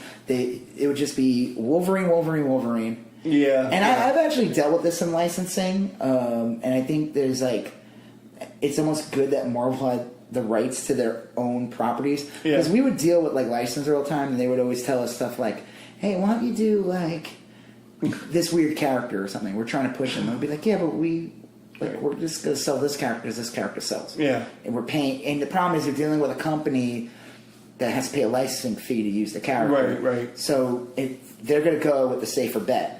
Yeah. But Marvel owns these characters. They own this library. They're not paying for something they already own. They can take those unsafe bets, do a Guardians of the Galaxy movie, do an Ant-Man movie, do a Doctor Strange movie, and make them good. Yeah. Well, by the time they made Doctor Strange, it was clear that anything Marvel did was going to do okay. Yeah, and the box office. Guardians of the Galaxy changed the game of movies, and that was a big risk. I would have thought. I mean, it was. Marvel movies are already successful. Mm-hmm. But again, if they had access to X-Men, Fantastic Four, or any of these other bigger properties, there would not be a Guardians of the Galaxy movie. I don't care what anyone says. They would not. They would have made another Daredevil movie, or they would have made But at the bare minimum, you're right. They should have had a Black Widow movie. Something. It's and then they're trying to take this claim and with all the women on the mountain and doing this scene, and it's great. It's a cool visual. It is, but again, you're I don't care. I thought it was cool. I don't want to read into it and It was cool. Look, if it triggers people, then you know what? You're an idiot. Yeah. Well, look, if it triggered people, then it was worth it. Yeah, exactly. Yeah. I'm actually glad they made her hair shorter. Yeah, in right. Captain Marvel. I was like, well, one, it's like I said, it's close to the comic. How yeah. She's always looked like that. She had the shorter hair when she got into that Captain Marvel outfit. I think it was awesome. I'm glad. It just makes people like, she's a fucking... Right. You know? Yeah. No, that was good. So, and then, all right, so I guess we're kind of near the end of the so they're fighting Thanos and everything, but he still gets access to that glove. And they gotta stop him. That's when Doctor Strange looks at Iron Man and says... Yeah. He doesn't say it to him, but he's like, listen... Well, he holds up a finger. He says one. Like, this is the one... Yeah. This is it. This is the one version in which we win. So Iron Man grabs him, and I guess his technology and his iron suit is connected to the glove that he has, because he made the glove. So it's... What they call it? The armor. It was like... They talk about it in the first movie. It's no longer just like armor. It's like... It's an extension of his body. Organic. Yeah. It comes from that chest piece. Yes. So he's able to get all the stones. And I mean, he's a human. Oh, yeah. He's just a dude. And a pretty frail human at this point. Yeah. Right. I mean, with the Iron Man suit, but he's not... I mean, he's not young. He's like average man. And he just... So you see the stones. He's got 1 second to do it, and he just says, "I'm Iron Man." Yeah, it's awesome because it's a callback to the first movie when the movie ends, and he tells everybody he's Iron Man, which I thought was a great moment. Yeah, because it's like they didn't have to do this secret identity shit either. Right, because that was always the plot that Tony Stark, that Iron Man was his bodyguard. And they played up that a little bit in the first movie for a second. Okay, yeah. And then he was like, "This is stupid. I'm just going to tell everybody I'm fucking Iron Man. I'm super rich. I don't give a shit. Come after me." Right. That makes perfect sense for that character. He doesn't. Right. It's like Bruce Wayne. Like Batman. I think it's the dumbest secret because they always have Batman interact too much with the Bruce Wayne character. Yeah. Just like they always had Iron Man interact too much by saying he's your bodyguard. I mean, is it a good cover? I guess. It's kind of stupid. It's like Racer X and Speed Racer's long lost brother X. Yeah. You know, But I mean, you're interacting with the characters so much, you're in their world so much, people are going to be like, you're the same fucking person. Right. People would put that together pretty quickly. Right. So he says, I'm Iron Man. Yep. Everybody turns. It's almost like an inverse to what happens in the end of the first movie. All the bad guys fade. Like I said, I talked to you about this. I really wanted that. This ain't Ebony Maw. He's the one who's like, yes. He's the talky bad guy. Yeah, he's the talky bad guy. He's the one who gets all the good lines. Right. He's my favorite one of the And it's funny because those versions of those characters they fought, you as the viewer, you see them around and you see them fight them, but these versions of them did not fight the Marvel heroes. No, if anything, they don't know what they're going up against. Yeah, they were unbattle tested at this time. Right, so it's kind of an odd... I watched some video, someone brought up a good point. I don't know if it's a good point, honestly. But he was saying, he thought it was stupid that, they're fighting a Thanos that didn't do anything yet. Even though he did... But Thanos invaded the planet. Yeah. It's not like they went to him. Right. He came to them and started bombing the shit out of them with every intention of taking the glove. Yes. And basically wiping out all of life at this point. Absolutely. It wasn't even just about a snap. It was I don't know. I don't know if this guy was just being contradictory, but he was trying to just bring up a point that you're fighting. I don't know. Yeah, no, I get it. I mean, So, and then Thanos. They all faded to dust. But like I said, the talky bad guy. I really wish he was like Spider-Man, where he's like, Mr. Thanos, I don't feel so good. I almost thought we'd have. Because there were so many reverse scenes in the movie. It almost flipped. Yeah. Where people were fading this way. Yes. To the left. Yeah. The bad guys were fading to the right, I think. Or maybe it's the wrong way. I don't know. But I feel like the dust went in a different direction. But I could be wrong. No, it is. Because Thanos, when he faded...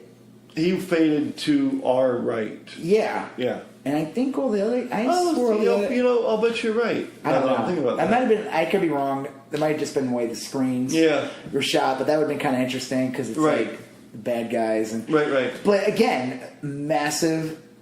I mean, what are we at now? We're at 2 hours here. Oh, yeah. Yeah, okay. I mean, we could... I feel like we talk about the plot so much, but... this is a massive hole now. So the Infinity War doesn't exist. Okay, we gotta get the stone. So Captain America, they have the funeral for Tony Stark. You see some people. I didn't know who the kid was in the back, and I realized that's the kid from Iron Man 3. I read that. Yeah. I looked it up afterwards. Actors. I mean, that movie came out in 2013, yeah. So that kid is like. But why wasn't Gamora at the funeral? Because Gamora was like still a bad guy. Right. I guess she didn't turn to dust because she wasn't in league with Thanos anymore. I like when Peter Quill sees her. Yeah. And he like tries to kiss her. Right. And she nails him in the balls a bunch of time. And it was like, you missed the first time, but you got them both the second time. Yeah. And then she's talking to Nebula. Nebula's like, this is the guy. Well, it was either it was either him or the tree. Yeah. She's like, is this what I like? I fell in love with. So this Nebula, which is good setup, it's like, it's almost like another like way to like, okay, we're gonna make it hard for him to fall reboot. It's a reboot in a way. The character's there, but this is not the Nebula we know. Right. This Nebula, like they hinted, because I don't think it was that much. People might complain and say like, oh, she became a good guy too quickly. Yeah. But I would say in Guardians of the Galaxy, she turned on Thanos very quickly too. Yeah. She went on that mission, and then once she was away from him, she was very quick to get away from him. Yeah. So I don't think that's bad writing. I don't think this Nebula was always ready to like find whatever loophole she can, get the fuck away from that guy. You can tell she's pretty opportunistic, like right. And then maybe this Nebula might not be as good at this point. Right. Who knows? But yeah, so she's not there because she's like she's not that character. Yeah. She's like everything she knows. She doesn't know any of these people. She doesn't even know who Peter Quill is. Like, why the fuck would you want to be there? So yeah, they're all at the funeral for Tony Stark. Super sad. It was. You see, it's kind of weird. Like, you see Nick Fury for like 1 second. Yeah. It would have been kind of cool if Nick Fury had like some interaction with Captain Marvel. Yes, I would have loved to have seen that. Like a reunion. I feel like they weren't even standing close to each other. They were. Well, she's on the back porch. Yep. And he's behind her, but it's almost like they don't even see each other. He's just standing there, and it's kind of cool because it's like he's not in the movie at all, but it's like he's the guy who set it up. He's the guy who got it going. Yes. And so it's kind of just like he's watching, Yeah. I would have liked to have seen. I mean, maybe we'll see that in Captain Marvel 2. I don't know. But, the next movie we're going to see him is Spider-Man Homecoming. Yeah. Okay, so real quick, then Guardians stay going there, and Thor's going with them, and there's like that funny little scene where he's fucking with Peter Quill, like who's the captain of the ship, and he's like he's totally negging him, and he's fucking with him. He's like calling Peter Quail, and it's a very funny scene. Oh, and the knife fight, that's the best part. Oh, yeah. And again, I just keep forgetting the bug lady's name, but she's like, I want to see a knife fight. Yeah. Drax is like, and then even then, they're all just fucking with them. It's a great scene. It is. Like, it's like straight out of the Guardians where they're all like, I would love to see a knife battle. Yeah, and it's great because it's like, it's letting you know, like, look, don't worry, there's going to be more movies. And obviously, Robert Downey Jr. is done. Right. So then Captain Marvel goes on his mission. Yep. And he stays back and... Well, he does his mission and then he's supposed to be back. He doesn't show up and then they're like freaking out, but then they see an old man on a bench. Right. A little feather floating by. Yep. Yeah. But and a box of Infinity Stones. At first I thought it was Clint Eastwood. Oh man, I gotta try that. Well, that would be good. I'm so glad it wasn't Clint Eastwood. Yeah, I am too. But then it was like... But it looked good. It didn't look like bad old man makeup. No. I don't know if it was CGI or how they did it. Well, and then he gives the shield to Falcon, right? Who was Captain America. Him and both of them were Captain Americas. Yes. Bucky and Falcon. So, and they have a TV series that's going to be on Disney Plus. So again, another show being set up for what's the series? Falcon and. Oh, really? It's called Bucky and Falcon. You can find the logo online. Are you serious? Yeah, and there's a Loki show. Yeah, so I know there's a Loki show. This movie's set up. And three of the new shows are going to air. Yeah, there's a Scarlet Witch Vision show called WandaVision. Yep. And there's a Loki show. And then there's I didn't know Falcon and Bucky. Oh, okay. So that's a good setup for these shows. Sure. So it's kind of weird, and then there's like a setup obviously for future Guardians. Yep. There's a Hawkeye show, too. Oh, really? Yeah. Okay. And cool. They got like 4 shows planned. They're all being filmed. Like this isn't like some. Yeah. Like they're going deep dive in. You got the Mandalorian from Star Wars. Right. And then the Marvel. I mean, hey Marvel, you don't want to pay for Disney. You don't want to pay for this, but like, I as a total nerd, I'm gonna have to get this because they're gonna do a What If series too, where it's like really? it's gonna be animated, but it's gonna be like the What If comics. Remember those? Oh yeah. They're gonna do that. Oh, okay, yeah, What If I'm there for that. Yeah, that could be awesome. And then they're gonna do those 4 shows. I mean, like that to me right there is like. I mean, I hope they're good though. I hope that hope that quality, like they put money into them. I can't imagine them being bad. With like Tom Hiddleston's not going to show up for. See, what's that show? And all the actors are in it. All these are mainstream, major movies. They're not like I always felt like the Marvel shows on Netflix. The Daredevil always looked good, but to me, the other shows like they were chintzy. Yeah, they were real chintzy on them. I mean, like they I feel like they could have stepped it up more. You know, even like Jessica Jones, and anytime she did something that was like kind of powerful, it'd be very like off camera. Yeah, like, no, I show agree. hints, but you never actually saw her do anything. Like, man, it looked like they put some money in Defenders. Yeah, but man, I just hope like, I mean, what's that one show on Netflix? The one where Alter Carbon. Oh yeah, I like that. If they put. Like that looks like a good. That show looks well done. It is, yeah. Yeah, if they can make a show, I know that's a different company putting the money in, but fuck, Disney better deliver like that. I think they will. I mean, I hope so. I really do because I think if they get these Main Street actors, like these Hollywood actors that play these roles, Elizabeth Olsen, they're only going to be like 6 episodes long. So that's fine, right? Which means that they're really just long movies, which means they should have a bigger budget. Big budget, right? Well, and they should be big productions. But they ended in a nutshell. I think they ended Chris Evans Captain America Captain and Steve America. Rogers are gone. Right now, in theory, Steve Rogers has turned into an old man in the comics before. Yeah, and Iron Man could have downloaded his conscience into a AI. Sure, which has been done in the comics. Yeah, the door is always open. If it's like, but the problem, see, here's the difference between comics and movies, though. With comics, it's like soap operas, or even like radio. That's why podcasts is kind of funny, where they're talking for like 2.5 hours. People are like, but like radio, you're listening to radio by accident for like drive time radio, and you get stuck in traffic, and you end up hearing them talk about the same shit, 20 minutes later, because it's designed to be repeated. So comic books, it's like nerds like me that have been reading it forever and I don't leave it. I talk to people who have read comics and they expect their movies to be like the X-Men from the 90s. And it's like, well, the X-Men from the 90s there's been X-Men in 2000, there's been X-Men now, there's X-Men in the... Like, not everything's just the X-Men when you were a little kid. Right, yeah. The characters evolve, they change, they make them look different. You know, same thing with Spider-Man. You know, not everything's like... And people but movies are different. Like, comics... They always keep making them, and they're designed to lead to the next comic. And so Iron Man will die. He'll come back. They'll kill him off for 2 years in the comics. They'll bring him back. Yeah. Or they'll reboot the whole entire fucking series. Movies, though, it's a dicier, harder, especially with the stakes bigger. Like, money is bigger, and it takes like 3 years to make a movie. The Infinity War. I mean, like I said, I feel like they made these movies at the same time. Yeah, there's no way they would have released this a year later. I'm glad they made it at the same time because I feel like if they didn't, some weird shit would happen. And I mean, so I think Iron Man's gone.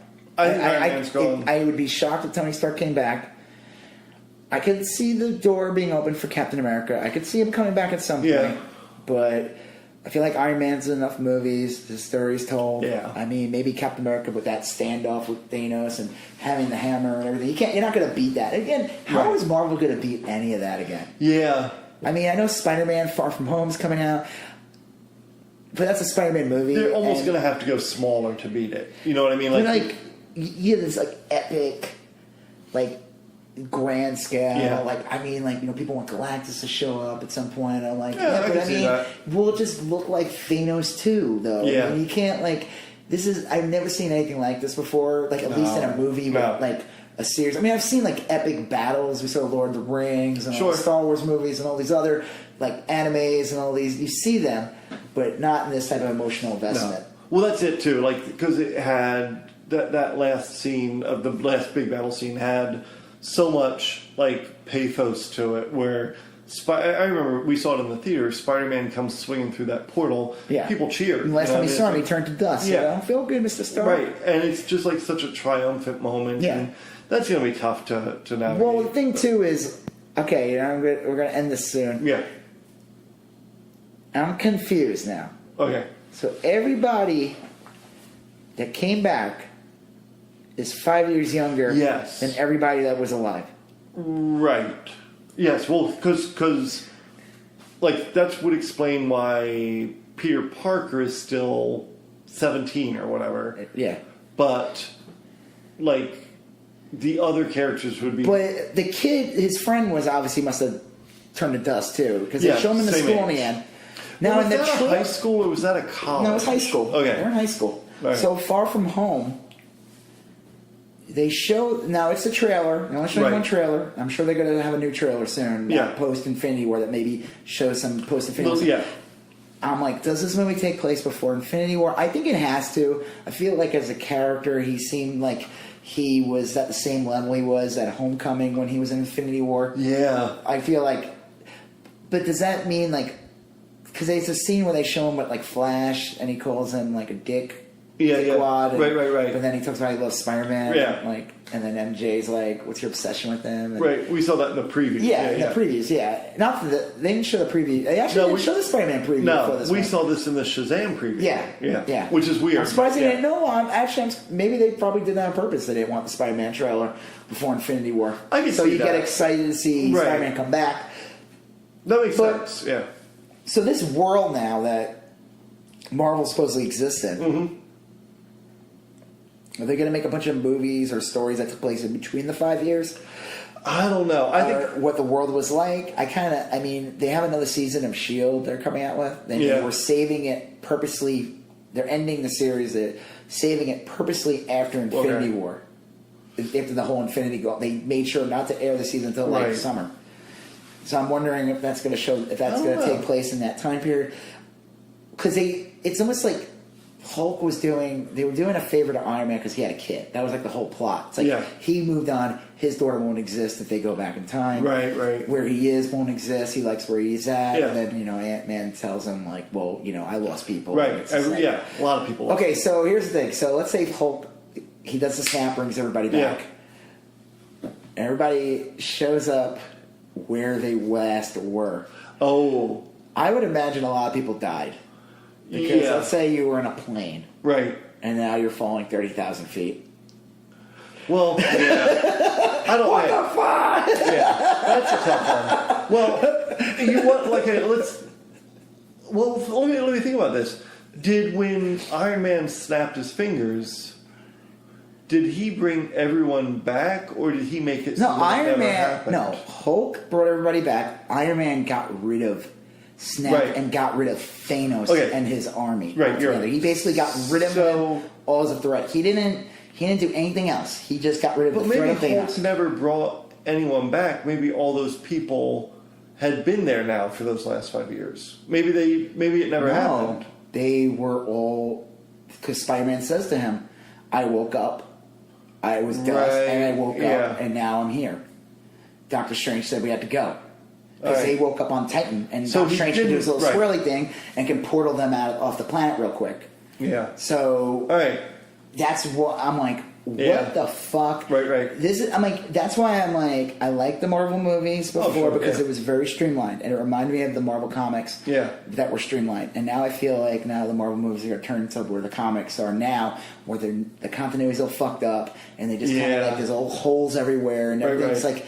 And I'm just curious, what are they gonna? Are they just gonna? They got to acknowledge at least that there's like a massive. Like, if you had a massive infrastructure fuck up from 50% people, you're going to have an insane, massive influx when 50% of the population comes back. Right. And you already have a population that started to grow from the 50% that were there. Well, yeah. I thought I read... I know there's a movie and it's a cartoon made for children. But I thought they said Spider-Man Homecoming was going to take place post... Right. This. Maybe they'll get into that. I don't know. I'm curious. I'm hoping that it does. Well, because I want them to. I hope they explain. Like, it'd be a funny scene, like if half of Peter Parker's classmates were if he went to their college graduation. Yeah. You know what I mean? Because maybe that's why he goes to Europe. but they're 5 years old. Then why the fuck they wouldn't want to hang out with high school? Well, maybe kids. he went to Europe with the people that got zapped along with him, and like So I guess maybe his entire class got zapped. Yeah, like half of his class graduated college already. Because I don't know. It's a weird. It was a good. Like I said, it works as a good plot device to get Ant-Man's kid older, and then you see the kid who was like Iron Man's. Well, he didn't. It takes place 5 years later, so it's a good. Even though that actor's 5 years, that is that actor. Sure. It wasn't like they just got a new actor. Right. The little girl was a new actor. Well, yeah. So it did. Look, time travel's tricky. They did it as well as they could, right? And I like that they mentioned every time travel movie I could think of. Well, that's almost like inoculating yourself against criticism, right? It is. You're just it's saying, a nice way to set it up and be like, yeah, but that's all crap. Right? We get it. Like this is probably what you're used to, but that's not it here, and so yeah. All right. So you like the movie? It was so good. Yeah. At the end of the day, these two movies are amazing.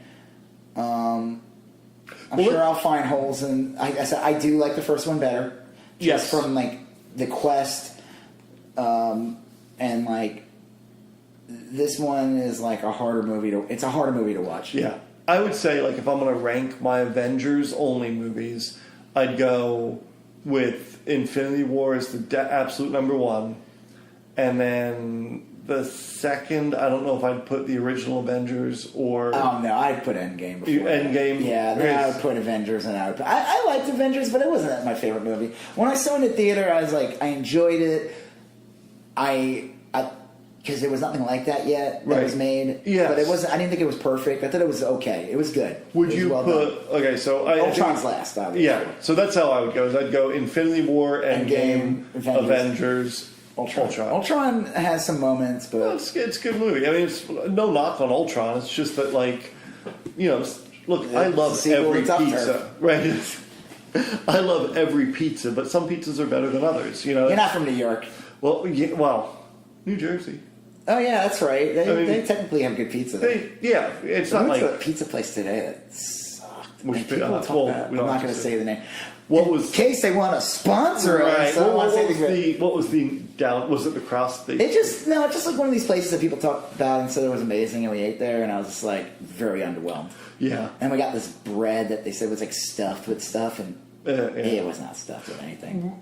Yeah, I remember being up in New Jersey, going to pizza places often, and we went to Federici's, which was the Bruce Springsteen used to go there. Okay. And that was like the boss. Yeah, and so you would theoretically run into him at Federici's. Did you?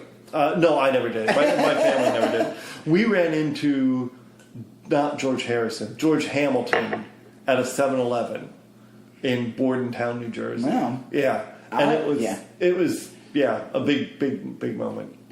Recently, we ate at a diner that sells like a lot of New York. It's like a New York style deli. Okay. It's got like a lot of kosher food on it. Okay. Really good. I highly recommend it. But the best part about it was there was tons of photographs of Steven Seagal. Oh, really? It was super bizarre. Huh. It's a Russian deli. Well, Steven Seagal is like a Russian citizen now. Well, he's a Russian citizen. And it was the most bizarre thing ever. I was eating there, and just like several photos of this owner. Clearly, he's friends with this man. Right. Like, he didn't just show up one time. They took pictures. No. I think there's a picture of him in the house. Wow. And I'm like, and then I turn my head, and he's eating. No, that'd be great. It was food's good. Yes, I recommend it. I don't remember the name, but if they, again, want to sponsor this podcast, which would be the most bizarre... It'd be amazing if they want to sponsor our podcast. We need to just find the weirdest sponsors. Right, I think so. Like Pennzoil. And don't tell them what we talk about. Just lie. Yeah, we're a car. Yeah, but then, they would listen to, we'd maybe get away with it for like 2 years, and then they would listen to the podcast and realize we were like, the fuck? Think about Fight Club and Proud Boys and making poops and and they'd be like, no, get the hell out of here. Right. I think it would probably be their like son or daughter would listen to it. And then, Dad, have you ever listened to the... Well, maybe they would be cool and not want to tell their dad. Right. They'd be like, hey, listen, you know what? I'm not going to tell my old man. Yeah, right. You keep doing what you're doing. We'll keep sending you that Pennzoil money. Right. And the free pizzas. And the free pizzas. And the free kosher platter. The kosher platter from that hand-delivered by Steven Seagal. Yeah, right. Super bizarre. So... What does the future hold for the... Well, like I said, Homecoming's coming out. Yep. Hopefully they tell us some stuff. Obviously, I'm really looking forward to Doctor Strange too. Oh yeah. I think there's an opportunity there with the whole reality. I feel like Ant-Man. I feel like Doctor Strange 2 now is more important than ever. Yes. For these movies, not for like actual reality. Right. I guess it is. I don't know. Well, yeah. And then Ant-Man 3, I think the stakes will now be raised more. I feel like Ant-Man 1's like considered a small movie in compared to the other Marvel movies. I know. They made jokes about that, but it is true. Yeah. In comparison, it is like it's more lighthearted, it's a smaller story. Right. Second one gets like a little more, but it still doesn't get to that epicness of... Right. The stakes are very small. They're still, until the quantum realm. Yes. Right. At the very end of Ant-Man 2, it opens up to the whole universe. Right. So I think that Ant-Man 3 will be a much more important movie. Right. So I'm looking forward to those movies. I think, and like I said, I feel like Marvel has done a really good job of like keeping... Unlike the comics over the years, I feel like the Marvel movies have done a really good job of having a strong continuity throughout the movies. Yes. A couple little holes here and there you could find. But now with like Thanos being wiped out before he could a galactic force that literally would affect the universe is now not part of it, and his entire army, they don't exist anymore. Yeah. They are faded, and that it doesn't make any sense. Yeah. So, and I know they created loopholes and said, like, they'll fix our reality is different. And then Captain America goes back in time. Yeah. And he gets to be... They do, like, a quantum leap. It's very quantum leap series finale. If you guys know what quantum leap is... That's a great show. Great show. Yeah. And if you know what quantum leap is... Cool. Yeah. And if you've seen the last episode, you'll get the reference. Who was it? It was Scott Bakula and... Scott Bakula. I forgot the name of the guy who played his partner. But not Stanton. Harry... Dean Stanton? Harry Dean Stanton? No, not that guy. him. No, that dude, no. Well, anyway, it was a great show, yeah. Wikipedia. Okay, great show. So basically, in the end of that show...